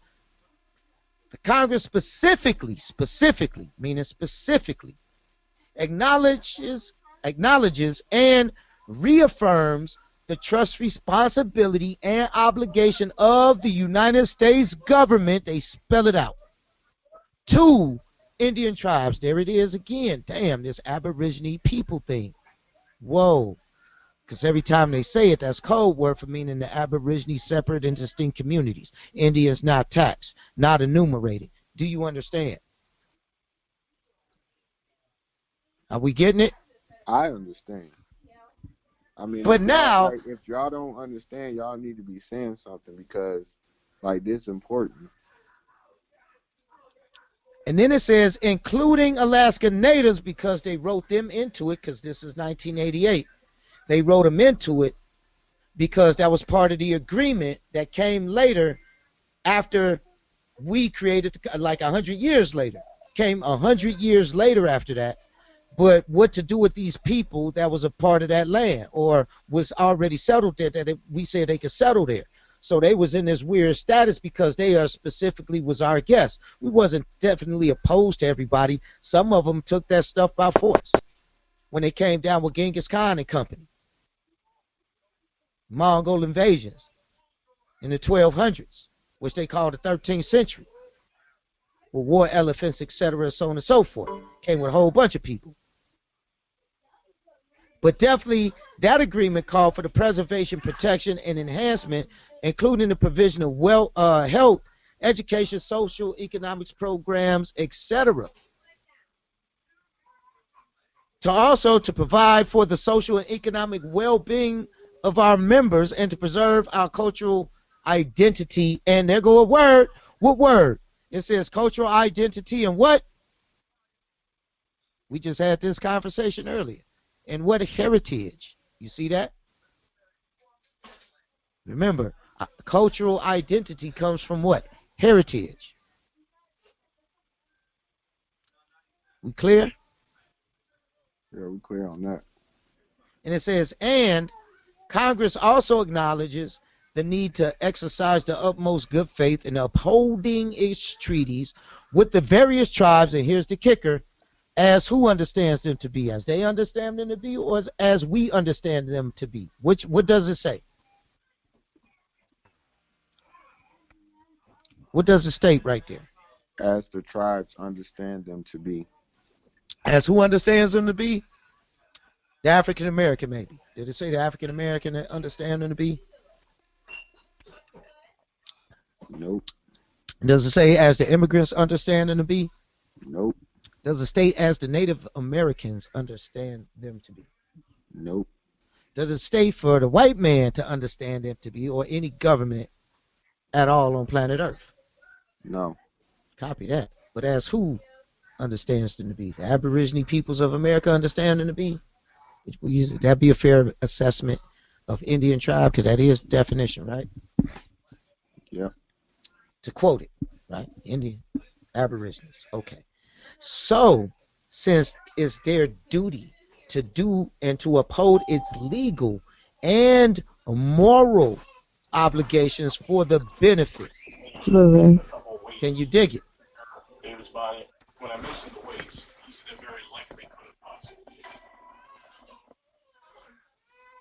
So the benefit of the us, which are the natural inhabitants of the land, and for the citizens, so-called the Alaskan natives, etc., on that side of the fence. Can you dig it? So that we can enjoy, and our posterity can enjoy the rights that we have enshrined as Aboriginal people in the United States Constitution for time immemorial. Passed in the House of Representatives, October 4th, 1988, attested Donald K. Anderson, clerk. Boom. So that's the confirmation of who created this thing called Constitution, who created this thing called United States, who created this thing called United States of America, who laid down the laws for all of that shit. Are we clear? We've been called many names: Mayan, Aztec, Olmec, whatever you want to call it, Blackfoot. Again, I'll keep going over the common ones: Chickasaw, Cherokee, Lenni Lenape, Powhatan, Muskogee, Creek, blah, blah, blah, blah, blah, blah. Keep going on and on. We can go forever. Ton of stuff. So with that being stated, the rights of our people are put down what's known as the American Declaration on the Rights of Indigenous Peoples, adopted at the Third Planetary Session held on June 15th, 2016. Right? And it specifically outlines what people are to do or not to do around a thing. As we look at the term indigenous, some people may have a different outlook on that. Correct? Right or wrong? Yes or no? We might be confused as to what indigenous means. Yes? No? Maybe so? Because that's another word that's tricky. Just like Indian. All this shit is loaded. You can't even say you spirit these days without explaining some stuff. So, does anybody want to go and understand what that means? Indigenous. Because before we go forward, you're going to see that term a lot. And if we don't understand what the term means, we might get a different idea. So does anybody know what the term indigenous means for certain? That they can say, this is where you go to search for the word indigenous. Can anybody say what that term means? Indigenous. When it's said indigenous, what do they mean by indigenous? What's the definition of indigenous? Anybody?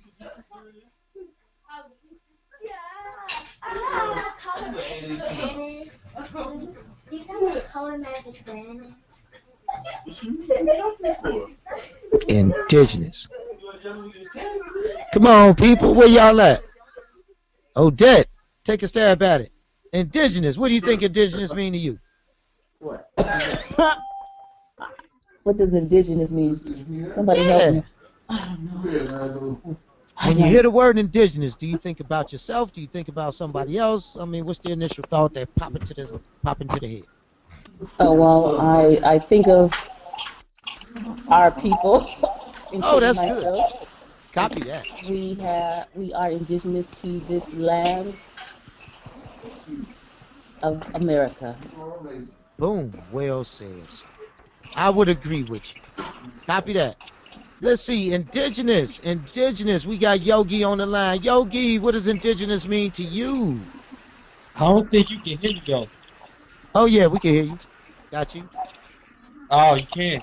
All right. Well, indigenous is the basically the original inhabit of a the original or the first settler of a land. Would you say that? First settlers of a land. Okay. Hey, if that's what you're saying, cool. Not a bad answer at all. We got Chief Noyamin in the house. What's going on, Chief? We hear you. You got some background going on, but it's all good. Indigenous, what does that mean to you, Chief?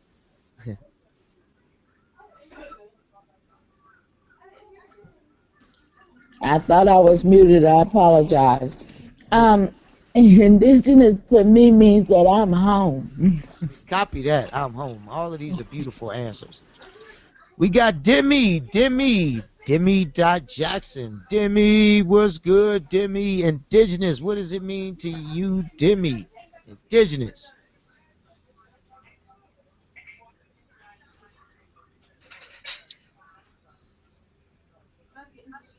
Okay. Demi, we ain't got nothing for Demi. We're going to move forward. Laura I, I think. Laura I won. Boom. What's going on? Laura I won. What's happening? Indigenous. What does indigenous mean to you?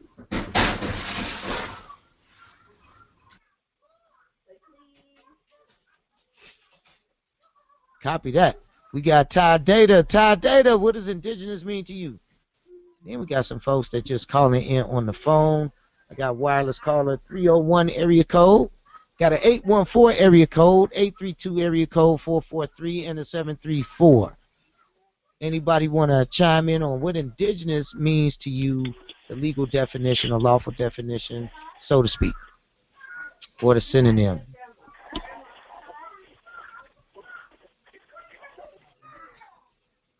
Before I go into it. So this is the United Nations Teacher's Guide on the Declaration on the Rights of Indigenous Peoples. And so Kota, to me, as it relates to us, I would want to say that we're not from Unmuted. here. Copy that. Hello, indigenous. I can dig that. Yeah, indigenous. Indigenous. To me, indigenous means like you are part of the environment. You are part of the I guess the habitat. You come from the soil. You come from where everything else come from. Um, let me see. I'm searching for the perfect word for it, but I can't find it. Sorry, y'all. It's kind of loud here. I'm gonna have to. No, it's cool. Um, is it environment? I'm looking. Pretty much, you are a part of the environment. How about that? You are part of the environment. You are, you right along with the plants, roaches, leaves, trees. You right up there with that. If that makes more sense to you. Muted. Yeah, so those are all beautiful answers. I'm going to give you the answer, and then we'll read the answer. Indigenous means Aboriginal. It's simple. We go out of our way to say the term Aboriginal, but it's an accepted code word for who we are in America. So I'm just letting you know it's okay to say it. Aborigine of American, Aborigine American. Throw it around. They know it because now it's laws around this stuff. It says when working with definitions, especially terms for peoples, i.e. the Aboriginal peoples, understand what the world has agreed on and understand what we agreed that the world can agree on it. They can't agree without us. So we agree. Get used to that. Wrap your brains around it. That's what everybody is agreed on, and now the terms and the conditions have been set. Now it's up to everybody else to learn them. Ain't for you to debate them. Ain't no debating about law, because here's the terms. So we about to break down the daggone terms. Anytime you got a problem with a word, break down the term according to that contract. So if you ain't got the terms for the contract, you can't talk about nothing about the contract. That's called incompetency. Period. Talk about something you don't know nothing about. That's incompetency right there. So when working with definitions, as it states in this teacher's guide, from the United Nations on the Declaration on the Rights of Indigenous Peoples, especially the term, i.e. Aboriginal peoples, there's often many perspectives and nuanced understandings based on who is offering the definition and when it was written. Keep in mind the terms evolve over time. We recommend that students check at least 3 sources, when investigating terms or concepts, and to look into rather than ignore the differences. Absolutely. So here we go. The term Aboriginal peoples. Aboriginal peoples refer to the original peoples of what?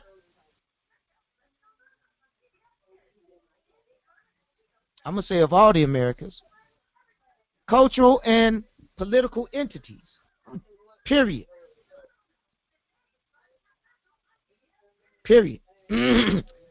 Now, the second one also recognizes Aboriginal peoples, which they call First Nations, to include Inuit and Metis, which is extremely dark-skinned people.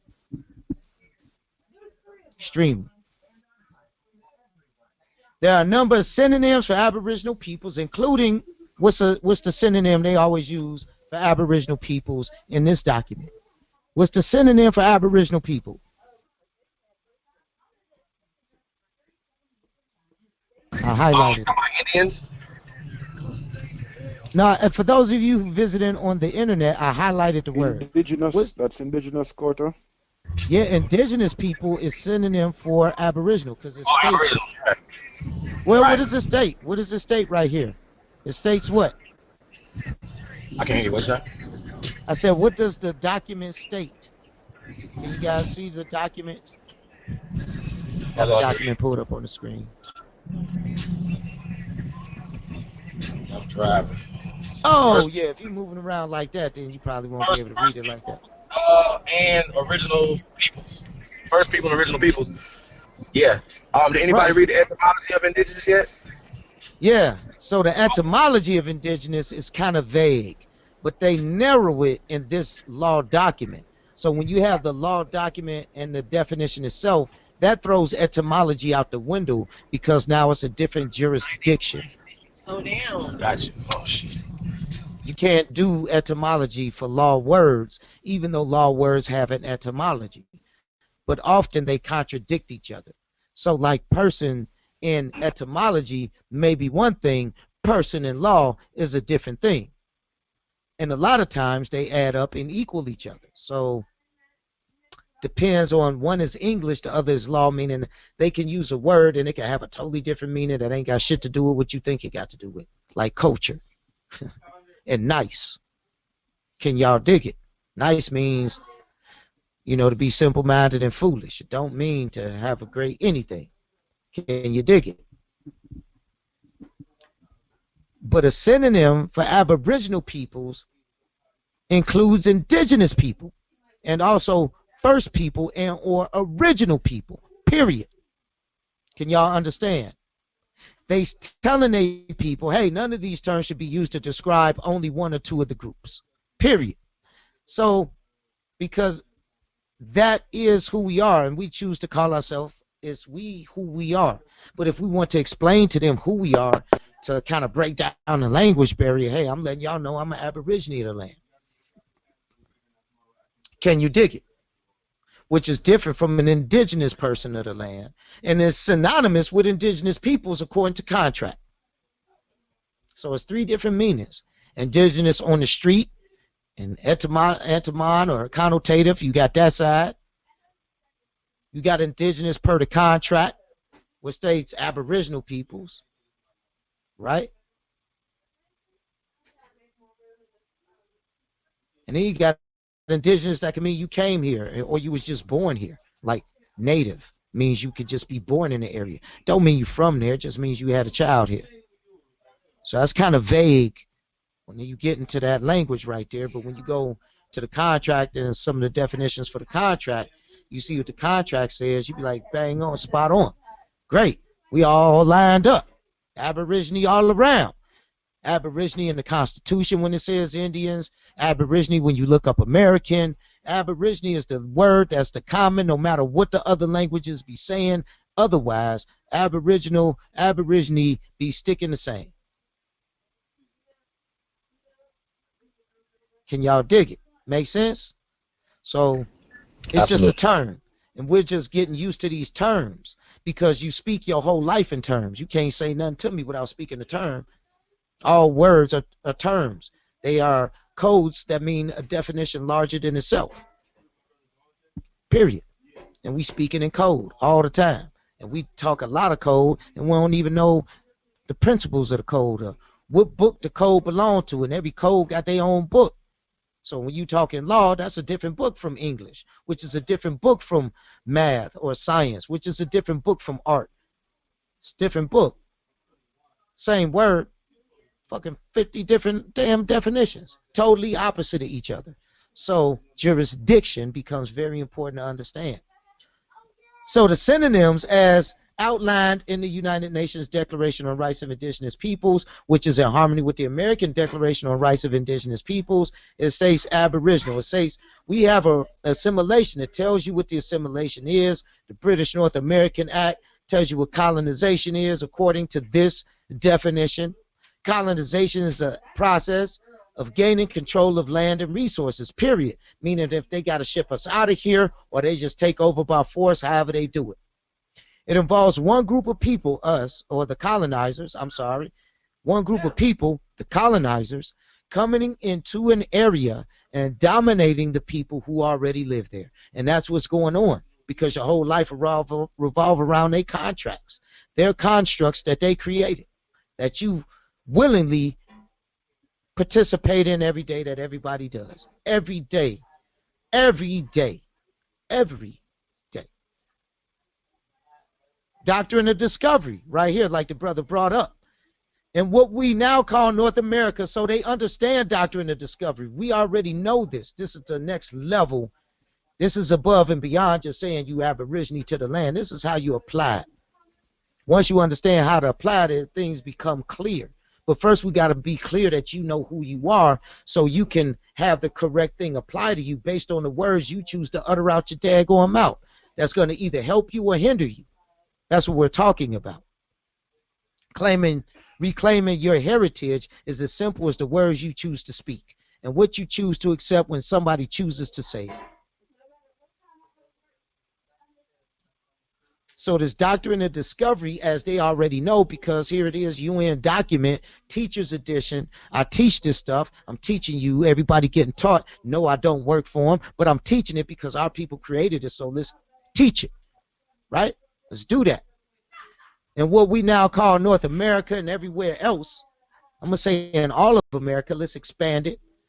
And the Americas as a whole, Europeans made deals amongst themselves and divided up control over our land and our people. Aborigine peoples, land, and the peoples themselves. Usually, whichever European nation, so European is many nations now. So it ain't just Caucasians. It includes the so-called Africans. Every nation of Asia is here. Period. These colonizers. China over here. Japan over here. Russia over here. India over here. Just saying. Africa all up in the mix. Different parts thereof. Portugal over here. Spain and all of that. No, senor. But they divided up control over our stuff with the blessing of the church.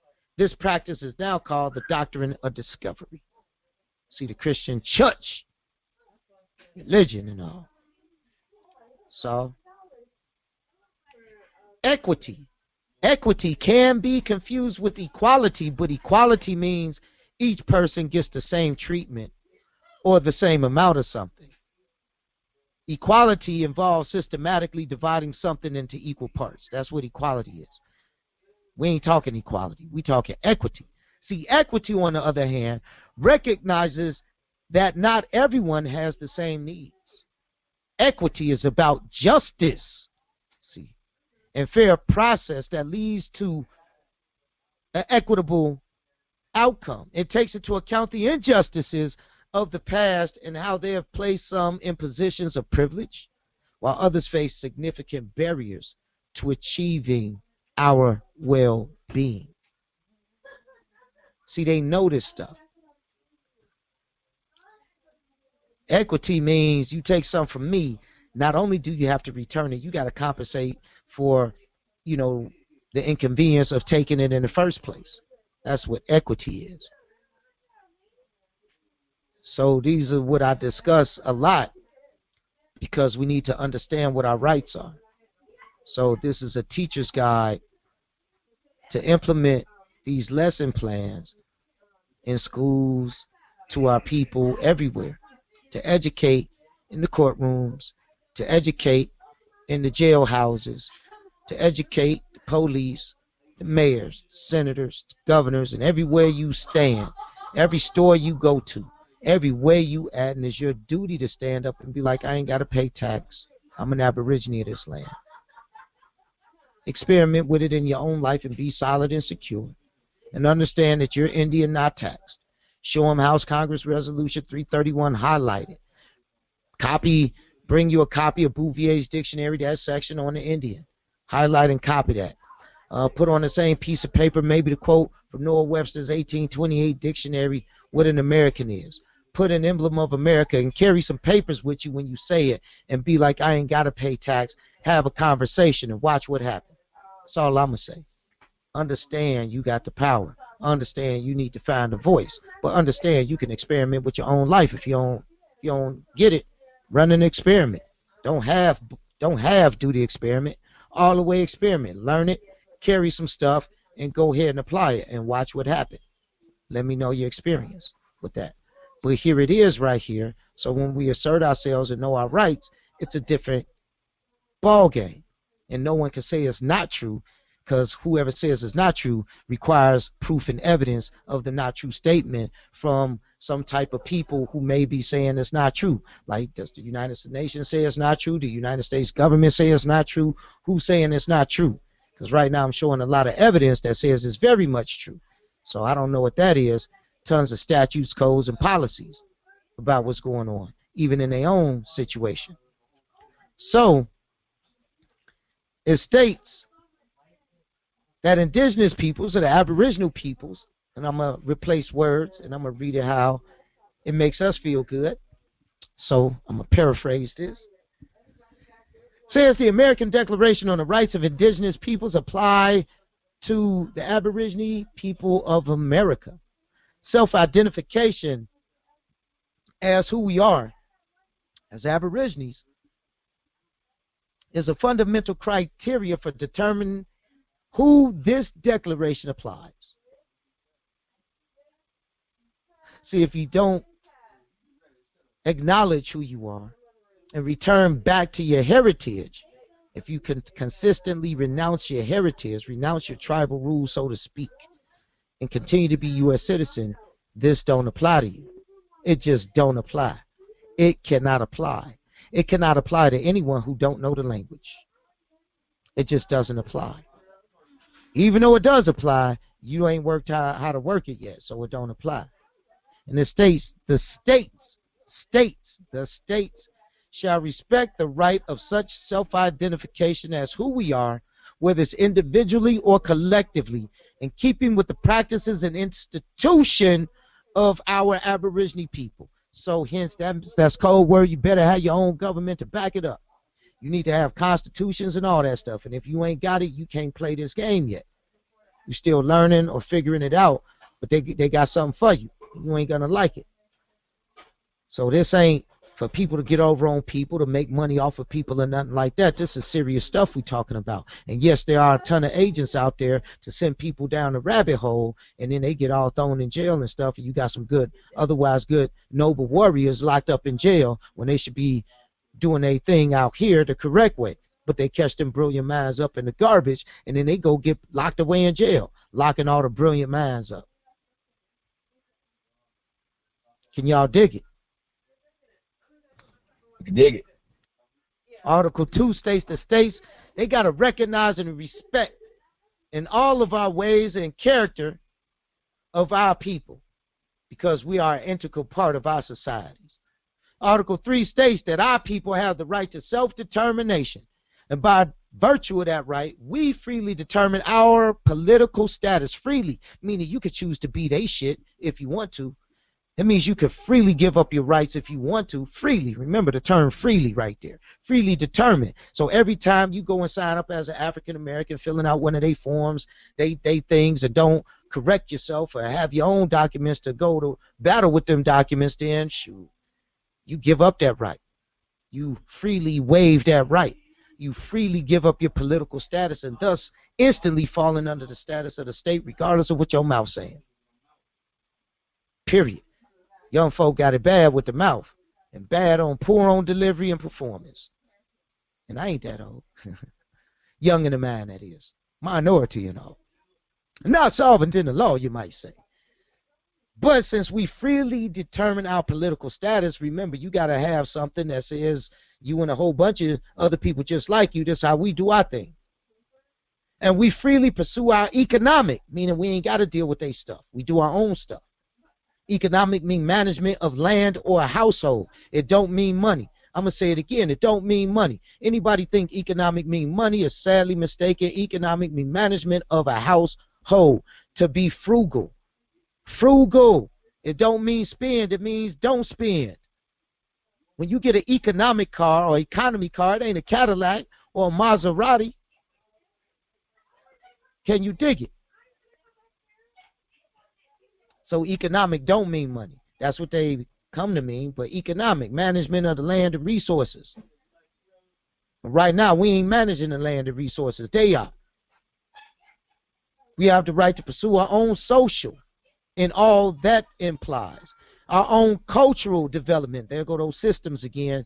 But it's up to us to create our systems. Heritage creates culture. Culture don't create heritage because we create culture. Culture don't create us.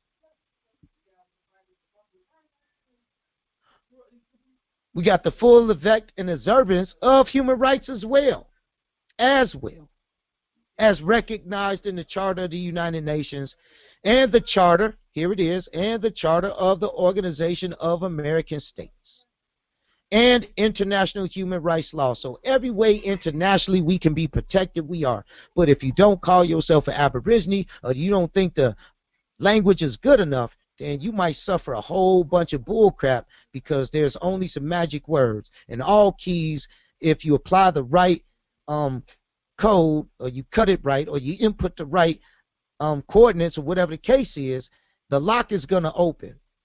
But not until then. Even though a key might fit a lock, it might not necessarily turn for you. Might go in, all right, might not turn. Some people got keys that don't even fit the lock. Some people got keys that fit the lock but don't turn.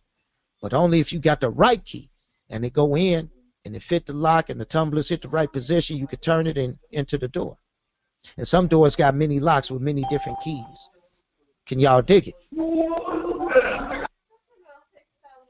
Absolutely. So it states our people in the article, to move on, appreciate y'all, our collective rights. Article 6 be like our people have the collective right and we are indispensable for our existence, well-being, and integral development as peoples, period.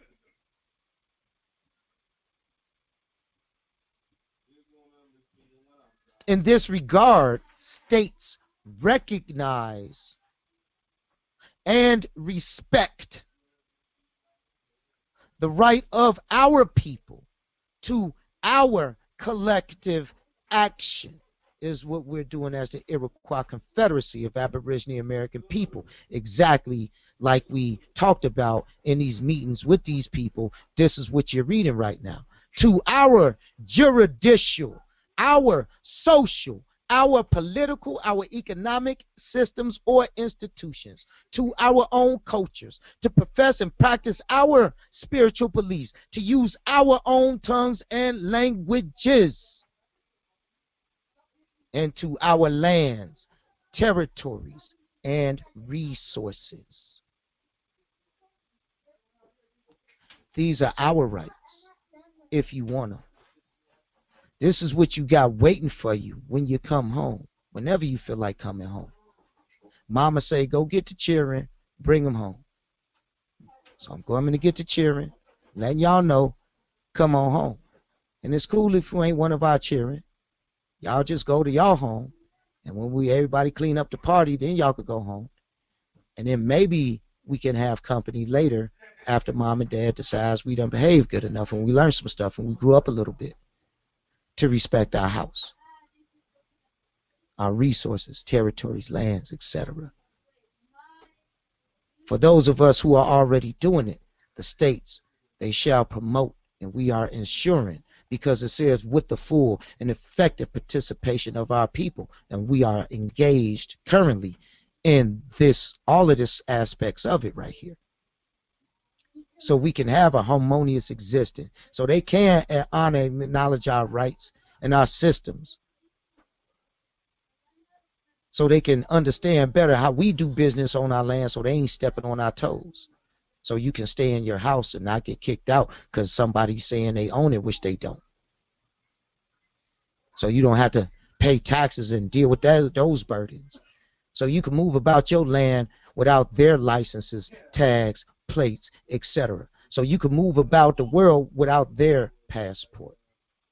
So you can have land without buying it from anybody because it's already yours, as long as you ain't exterminate nobody off of it, and as long as you're not destroying the land. There's caveats with this shit. But definitely, if you see some abandoned land somewhere, you could go ahead and reclaim it and go ahead and lift it up. That's not a crime. It's not a crime to repair and to rebuild your own house. No one could come in and say you can't clean your house up. No one on the planet Earth can come into your home and says you can't clean it up. There's no law on the planet that says you can't clean up your house. I've yet to meet a judge in any court that agreed with that. So since it don't exist, we just got to get used to saying it and looking at it that way. Because the law is very clear. And ignorance of the law is no excuse for nobody. So ain't nobody on this call or in public office or private office got an excuse. Everybody's covered by this. All people here, all businesses here have to come under the Constitution, period. And the Constitution comes under me and my people, period. And that's it, period. So with that being stated, our collective rights, we have those collective rights. We have, our women has a ton of rights. And violence against our women is a crime against our civilization. Period. Because our Aboriginal women have a right to the recognition, protection, and enjoyment of all human rights and fundamental freedoms provided for in international law, free from all forms of discrimination, period. See, it's period after that. There's no buts, there's no spin, just period. Number 2, states recognize, period, that violence against our people, our indigenous peoples, Aboriginal peoples, and their persons, the citizens as well, peoples and citizens, particularly women, hinder or nullifies the enjoyment of all human rights and fundamental freedoms, saying because they bring in civilization. If they ain't getting none, we can't have none. So they got to get them so we could get them. Because we get them from them. How about that? And they get them because they created them for themselves. And states shall adopt necessary measures in conjunction with our people, and that's what we're working on right now as we speak. Working on these necessary measures in conjunction with these state entities on behalf of our people to prevent and eradicate all forms of genocide, all forms of fraud, racketeering, violence, discrimination, and particularly against our women and children. Are we clear? That's what the men's supposed to be doing. It's man work right there and woman work. It's all our work. But men, we supposed to be out in front to protect the women's. The women's are the head and the brains of the operation. We the brawn of the operation to make sure everybody get right. You understand? I don't hear y'all. I hear a lot of tumbleweeds right now. I don't know. Yes, you're right. Yeah, I would think you would hear the women. I heard your sister. It should be all the women should be like, hell yeah, man. Yeah. Put the applause and the accolades. Right, y'all supposed to be standing ovation with that joint. Agree. And the men, y'all supposed to be backing them up, talking about, yeah, man, that's what you're talking about. Right? Everybody be on mute. We'll be trying to figure it out. Copy that. So, moving on to 8, you got to love number 8, the right to belong to our people. All of it, the Aborigine peoples or persons and communities have a right to belong to one or more Aborigine people in accordance with the identity, tradition, custom, and systems of belonging to each of our people. Meaning, again, this government thing that everybody want to be like I'm tribe, but they ain't got nothing to be tribe with. They ain't implemented the correct things they need to tribe up, ha ha ha, so to speak. Yeah, it's a jokey joke, sad but true, but it is what it is. And no discrimination of any kind may arise from the exercise of such a right, so they can't discriminate against you. You understand? This damn thing. Article 9 is great. Judicial personality. Somebody want to read Article 9, please? Judicial personality. I'll blow it up. Boom. Is that better for everybody? A little bit. Judicial personality. I could go a little bit more, I think. Oh, snap. The states shall recognize fully the jurisdictional personality of indigenous peoples, respecting indigenous forms of organization, and promoting the full exercise of the rights reorganized in this declaration. Right, recognize, right? Recognize. The rights recognized in this declaration. So as states, we got a right to do our own thing, don't it? Yep. So what part of my justice system and judicial system got to have a driver's license from their system? Any? Not mine. Man, do you see, by just saying a couple of different words, a lot of other shit go away and you get some benefits of some other stuff. Can you dig it? It's all a mental scheme anyway. Because the law states it and makes it clear. It states it right there. Article 10 says rejection of assimilation. Go ahead, sister, read rejection of assimilation. And 11. Let's do 10, 11, and 12. That's the trifecta. You gotta love 10, 11. Snap. 1. Indigenous peoples have the right to maintain, express, and freely develop their cultural identity in all respects, free from any external attempt at assimilation. So anytime somebody says you are African American, are they committing a crime? Are they committing a crime? If you say you're American Indian or Aborigine of America, or however you put it out there, and you explain it to them, and they say, no, you ain't. You came over here on the slave ship. Did they just commit a crime? Yes or no? Wow. Did they commit a crime? Yes or no? Yes. Yep. We need to see this. Because once you understand it's a gross crime of genocide, fraud, and racketeering, you won't look at it so kindly, and you should get hostilely upset. I don't mean to the point where you're putting hands on nobody, but you should make it clear and remove yourself from that area. You know what I'm saying? But you don't have to accept it. We do it to ourselves more than anybody, I think.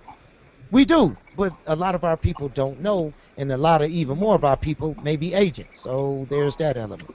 Oh, God. Too deep.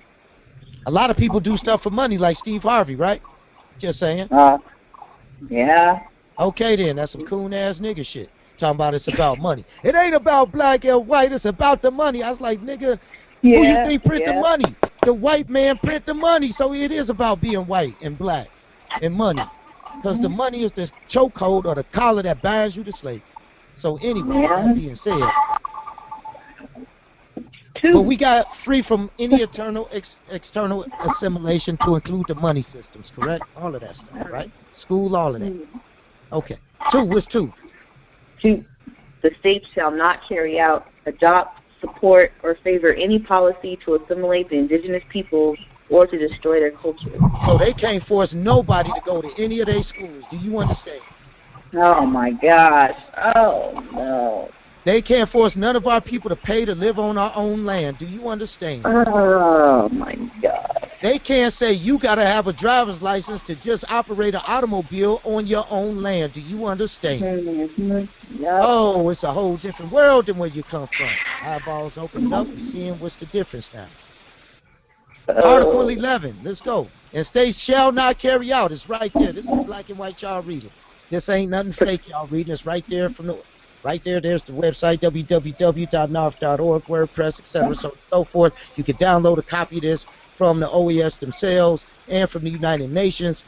Man, get used to it. This ain't hidden information. It's little known information, but I'm here to teach the information of the rights we have. But first we got to understand who we are so we know when they state a certain thing, we know it pertains to us. Not that we think or we are unsure somewhere. I want you to be crystal clear with it because it affects you directly. Are we clear? And because if I'm not being clear, I want to be able to clarify myself to anybody who I'm unclear to, or somebody else can chime in and maybe clear it up for me. Either way works. Sometimes I need translators. So keep going, keep going. Protection against genocide. Go ahead, sister. Doing a great job. Indigenous peoples have the right to not be subjected to any form of genocide or attempts to exterminate them. So every time somebody calls you an African American, isn't that an attempt to exterminate who you are? Yeah. Anytime somebody calls you black, isn't that an attempt to exterminate who you are? Yeah. Anytime somebody calls you people of color or colored people, that's an attempt to exterminate who you are. Yes. Yep. Anybody that tell you your history started with slavery and that you come from Africa and all this other crazy stuff, isn't that an attempt to exterminate who you are? Yup. Happy man. Let's keep going. Let's go to, that was so good. Let's go to 12. I guess it's all 4. 12. What's 12, sister? This is the next prize that you have available to you should you choose to be Aboriginal America. This is what guarantees you get. Read the guarantees against racism, racial discrimination, xenophobia, which is again is afraid of the skin you in, and other related forms of intolerances.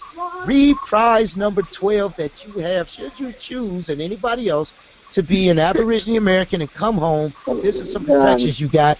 Read some of your protections that you may have available to you. Go ahead and read number 12, please. Indigenous peoples have the right not to be subject to racism, racial discrimination, xenophobia, and other related forms of intolerance. The state shall adopt the preventative and corrective measures necessary for the full and effective protection of this right. Boom. Holy mackerel. It is concrete. Yes, please. It is concrete and to the point, is it not? Yeah. It's not pulling any punches, is it? No. This is what law does. Law is clear. Law is not vague. Cultural identity. Let's see when people call you an African American and want to insist on other stuff. Here's a whole section on cultural identity. 3 sections.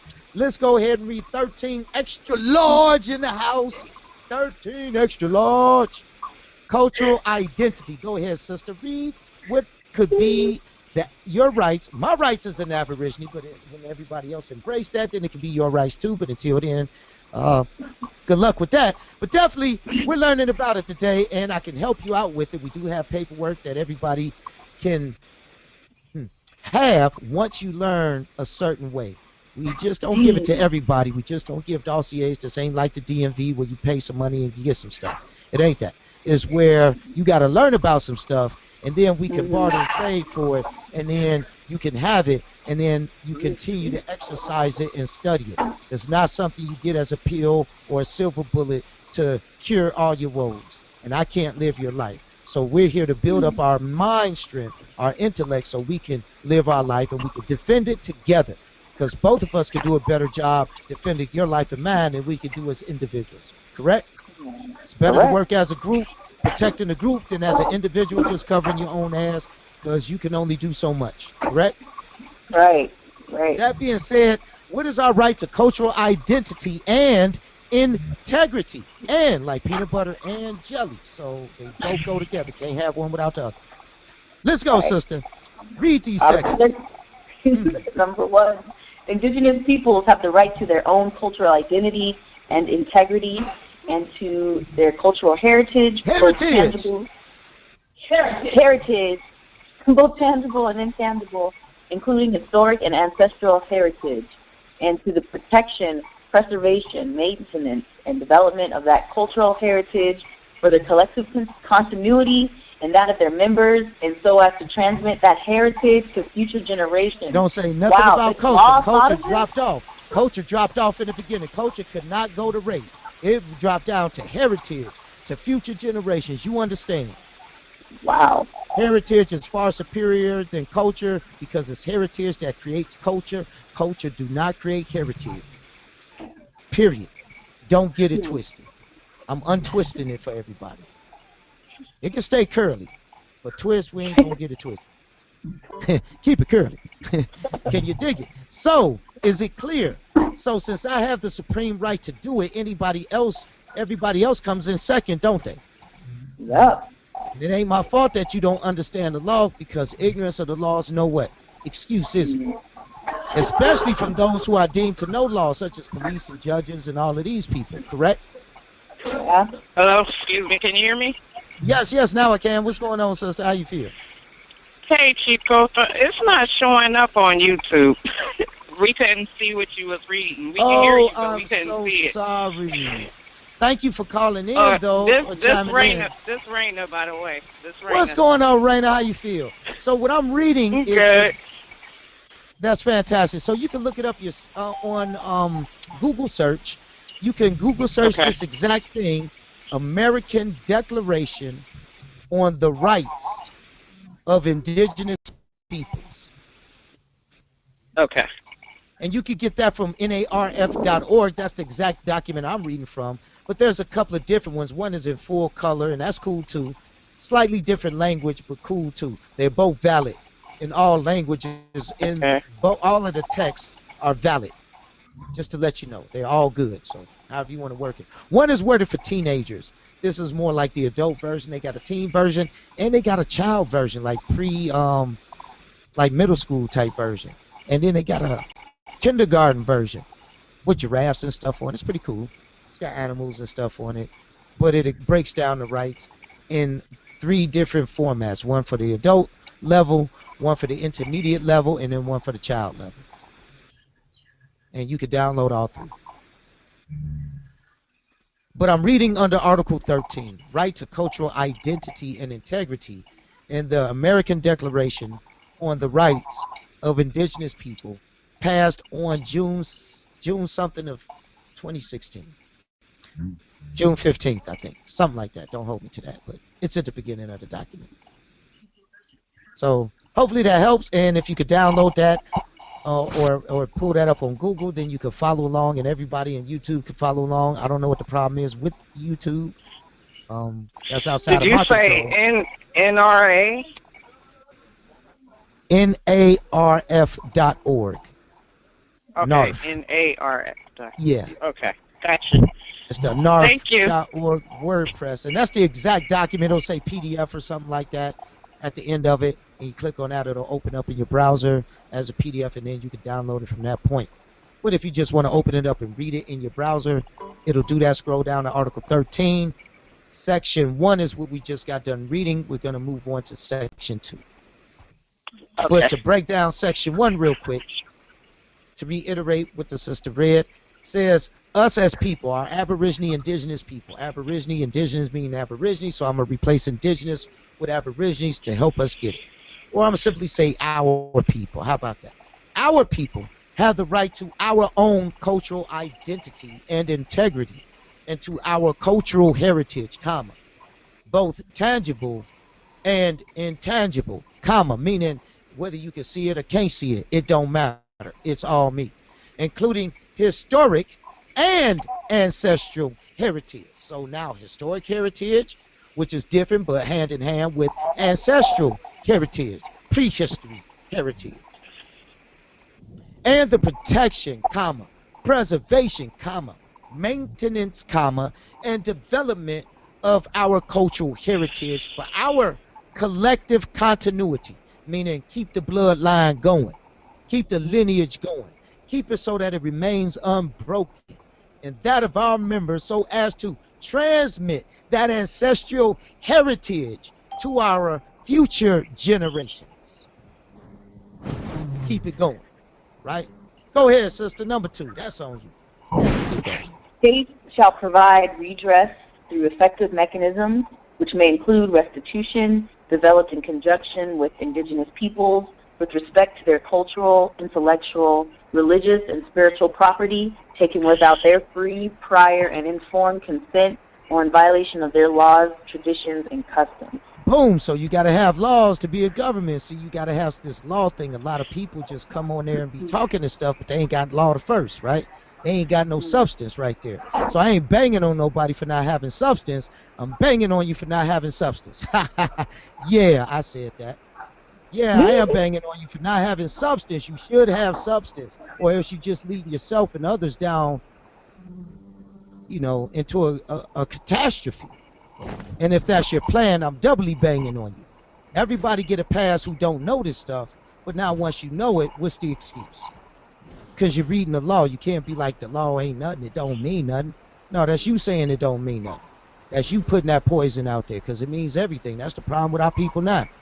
Lawless out here. And the ones they got, they don't like them. So shit, still messed up in the game. But the states got to provide this redress through the effective mechanism. So the Iroquois Confederacy of Aboriginal American People is that effective mechanism. And that those things may include some restitution, developed in conjunction, again, with our people that's represented as the Iroquois Confederacy of Aboriginal American People from all over the Americas, with respect to our cultural, intellectual, religious, and spiritual property, where these were taken without our free, prior, and informed consent, or in violations of our laws, our traditions, and our customs. Makes sense, right? It does make sense. You came in and stole from my house. I'm entitled to all of it back, correct? Indian giving. Is that what Indian giving came from? I have no idea. We didn't give it to him in the first place. I guess that's what Indian giving mean. If Indian giving mean you come in my house and steal some shit, then no, I don't know. I call that colonial taking. I ain't gonna go with Indian giving. Let's go with colonial taking, because the Indians didn't give them shit. You understand what I'm saying? Yeah. It ain't like we taking something back that we gave you. We taking back what you stole from us. Understand that? It's the difference. If I come in your house and steal your child, would you be Indian giving by wanting it back? Can I call you an Indian giver? Or would you be calling me a kidnapper? Which one would you be calling me? Kidnapper.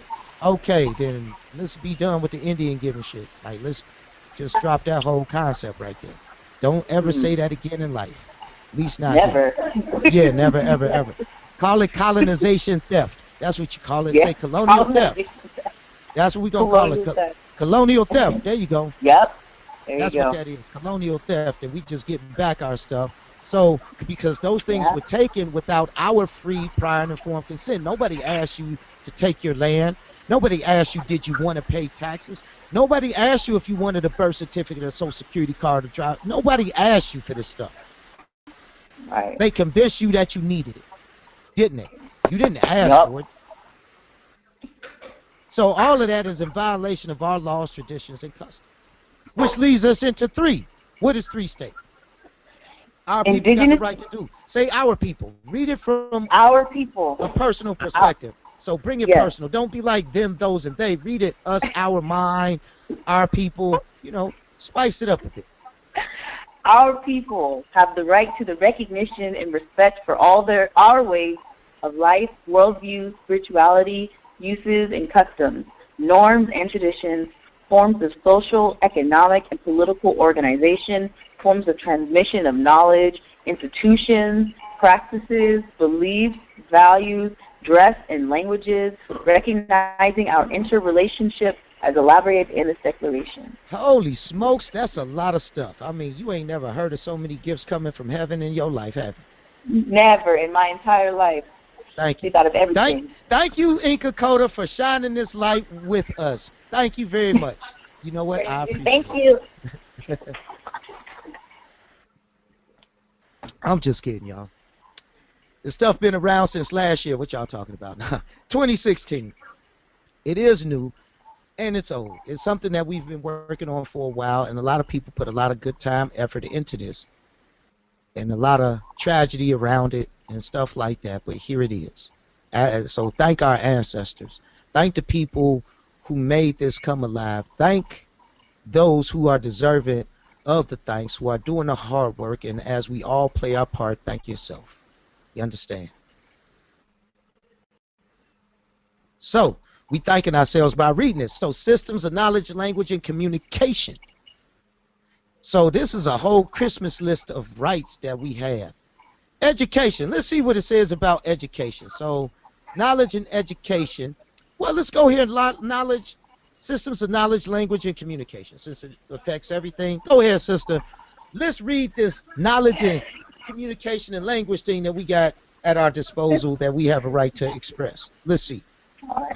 Our people have the right to preserve, use, develop, revitalize, and transmit to future generations our own histories, languages, oral traditions, philosophies, systems of knowledge, writing and literature, and to designate and maintain our own names for our communities, individuals, and places. Boom! Oh man, that means I don't have to. Does that mean I don't have to get a state ID and be William John Brown? Does it mean I don't have to be what's on my birth certificate? Does that mean that? Is that what that sentence means? Does it mean that? You mean according to this sentence, it means I don't have to have a social security card to get birth certificates on my children and worry about all of that, putting them in school and all of that? And if I did want to, they got a right to be in those places and do their thing? Is that what that's saying? Yeah. Oh my God. Whoa, where have I been living at under a rock all these years? Holy crap, man, look at that. And we read number 2. I think number 2 looking pretty good too. What does number 2 say? It says something that somebody got to do something. I love who got to do what? The who? Yeah, the states. The states. The who? The who again?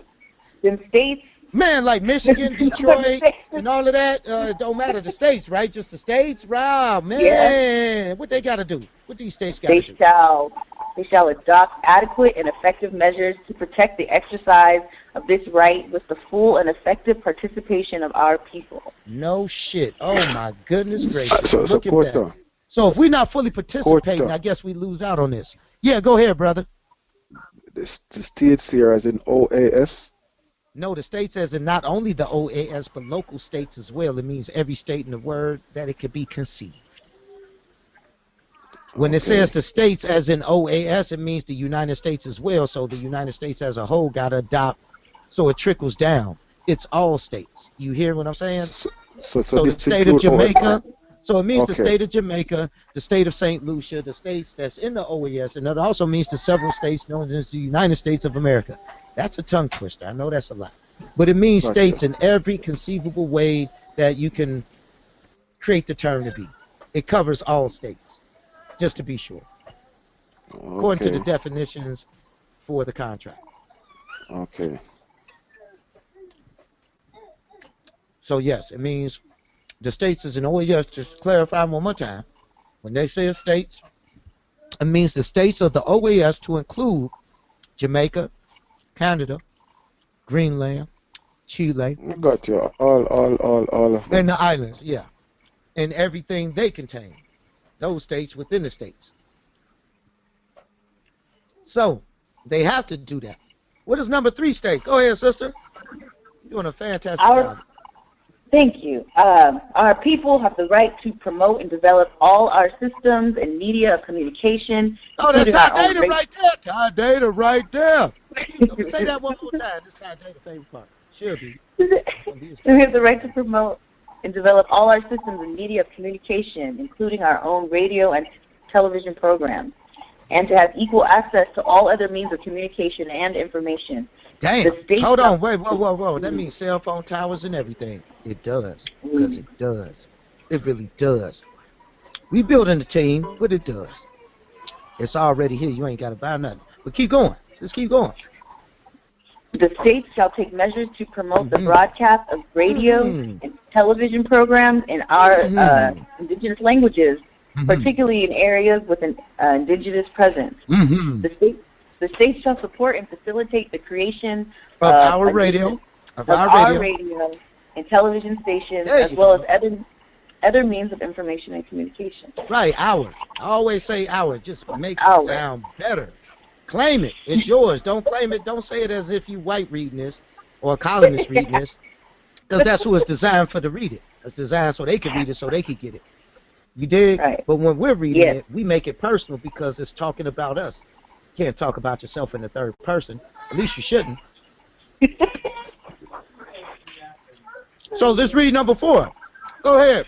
Fine-tune it. Let's go. The states, in conjunction with our people, shall make efforts to ensure that our people can understand and be understood in our languages in administrative, political, and judicial proceedings where necessary through the provision of interpretation or by other effective means. Wow. Wow. Let's go with education. See with education. All of y'all who got children, pay attention. Oh, geez. Our people and individuals, particularly our children, have the right to all levels and forms of education without discrimination. Boom, that means you could go to any school. Okay, keep going. States and our people, in keeping with the principle of equality of opportunity, shall promote the reduction of disparities in education between our and non-our people. Right, you can say non-indigenous people there, but yeah, both our people in the colonies. Right. Right. Whatever. Number 3. Our people have the right to establish and control our educational systems.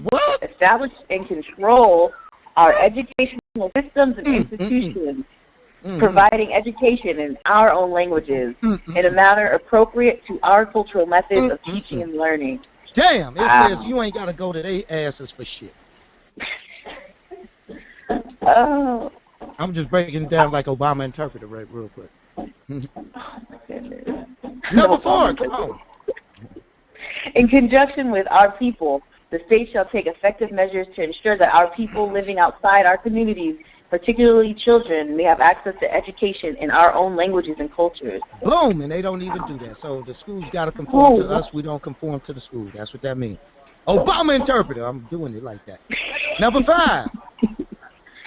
States shall promote harmonious intercultural relations, ensuring that the curricula of state educational systems reflect the pluricultural and multilingual nature of our societies and encourage respect for and knowledge for the our different cultures.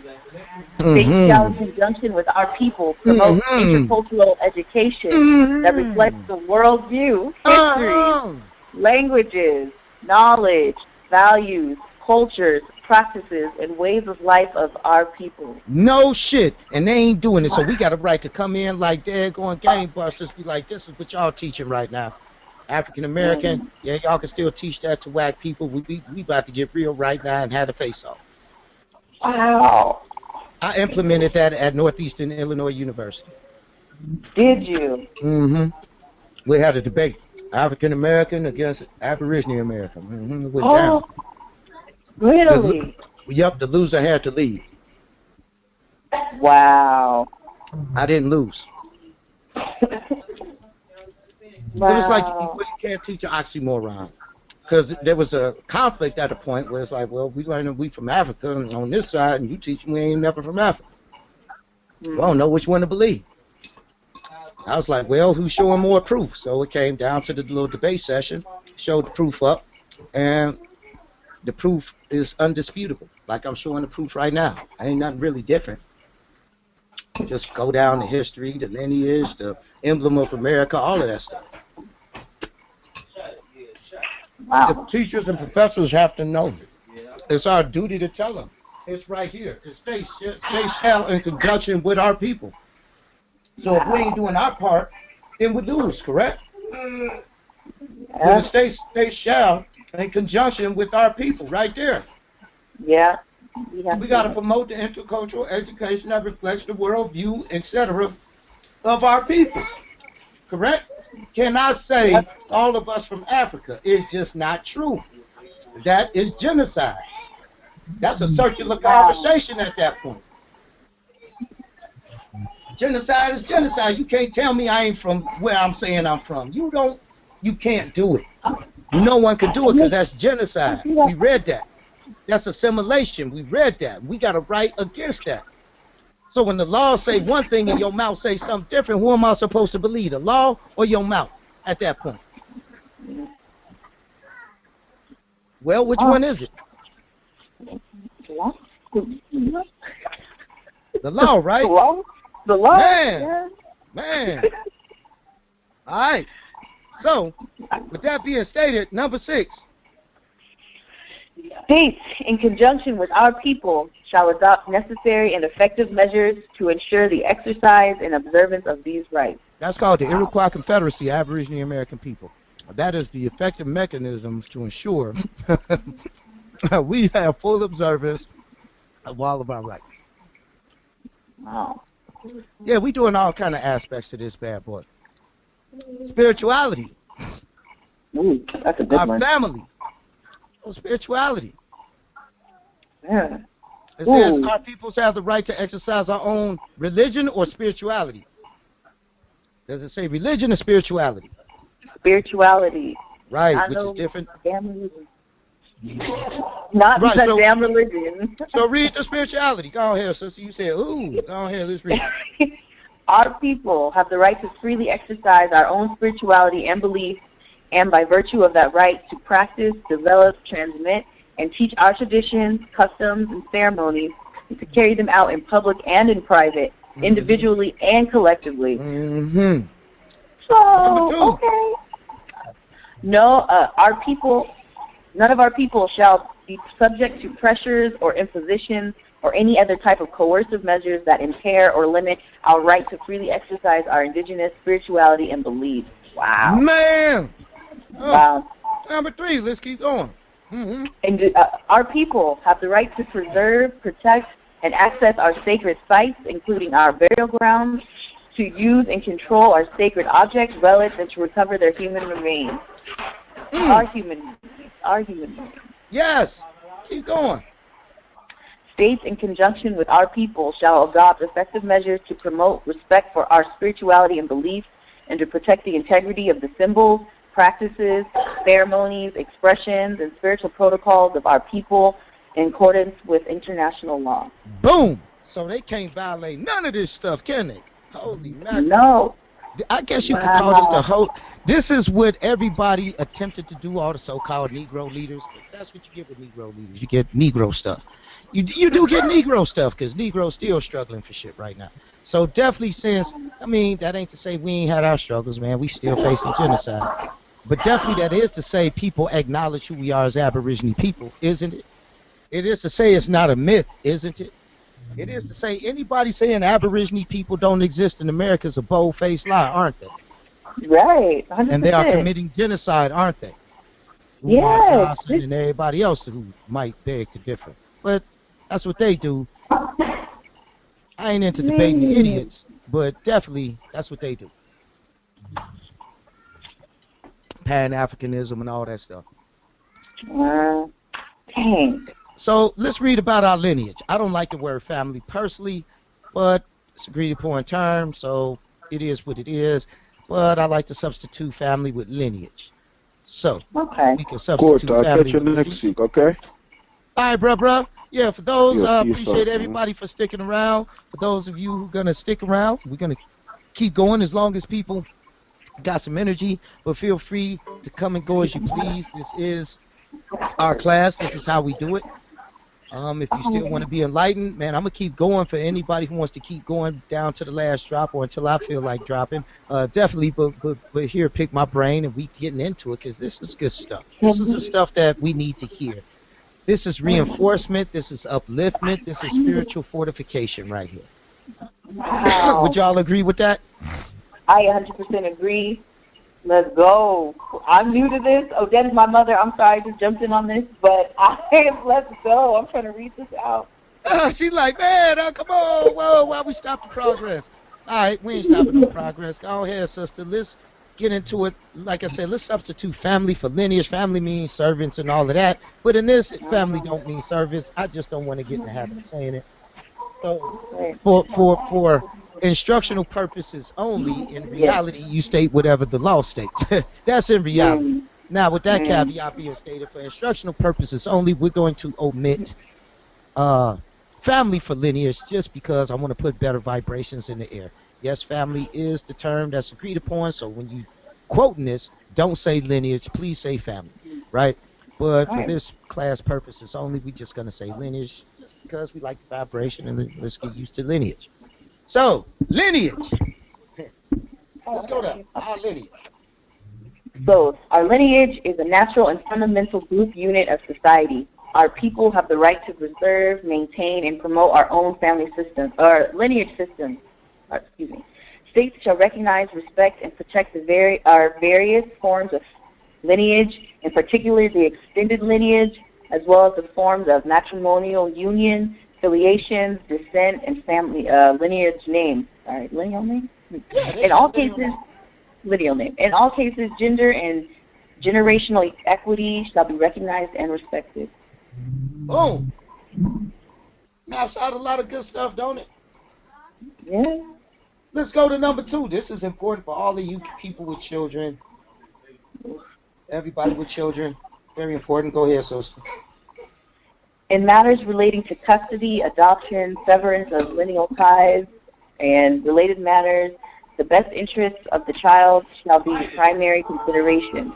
In determining the best interests of the child, courts and other relevant institutions shall take into account the right of every child in our community with member of his or her people to enjoy his or her own culture, to profess and practice his or own religion, or to use his or own language. In that regard, shall look to our law of the people concerned and shall consider our points of view, rights, and interests, including the positions of individuals, the lineage, and the community. Whoa! That's a lot. Well, and so much more. It's like 40-something articles. So you might as well get used to reading because it just gets better. It just gets better. And then there's a whole nother document to back this document up. We got documents on top of documents on top of documents. Anybody else showing documents on top of documents, or everybody else doing a lot of talking? What they doing? Right. I don't know what they doing. I don't know. I don't watch a lot of stuff. I mean, I do got my favorites like Dane Calloway. I'm going to plug my mans. I think he did a fantastic job with Walter Ashby Plecker. Big shout out to my man for doing that on the Aborigine, really doing a great job promoting. Everybody's missing a few pieces to the puzzle, but at the same time, a lot of people are bringing a lot of pieces to the puzzle to the surface. So all of the noble warriors in the Aborigine bringing the light to our people, I salute you. I applaud you. Let's get together and let's do the work. With that being said, let's go down custody. Let's deal with the custody joints, right? Let's see what they say about that.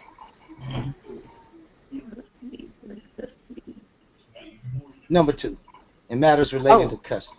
In matters relating to custody, adoption. Oh, you already read that, right? You already read that. Yeah. So that whole mouthful, right? That's the mouthful. But definitely, we got a right to do everything for us first.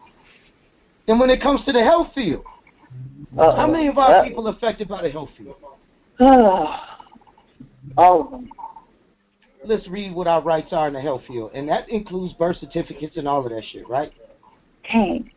Our people have the collective and individual right to the enjoyment of the highest attainable standard of the physical, highest what? mental, Whoa. Rewind that. The what highest. Standard? The lowest. Highest. Maybe it said the lowest bare bone minimums. No, the highest attainable. Whoa, it said what? I can't get over that because a lot of people get the bare bones minimums. This says the what standard? The medium standard. No, wait a minute. It can't mean. It got a standard level maybe. No, it says what? Oh shit. Highest what?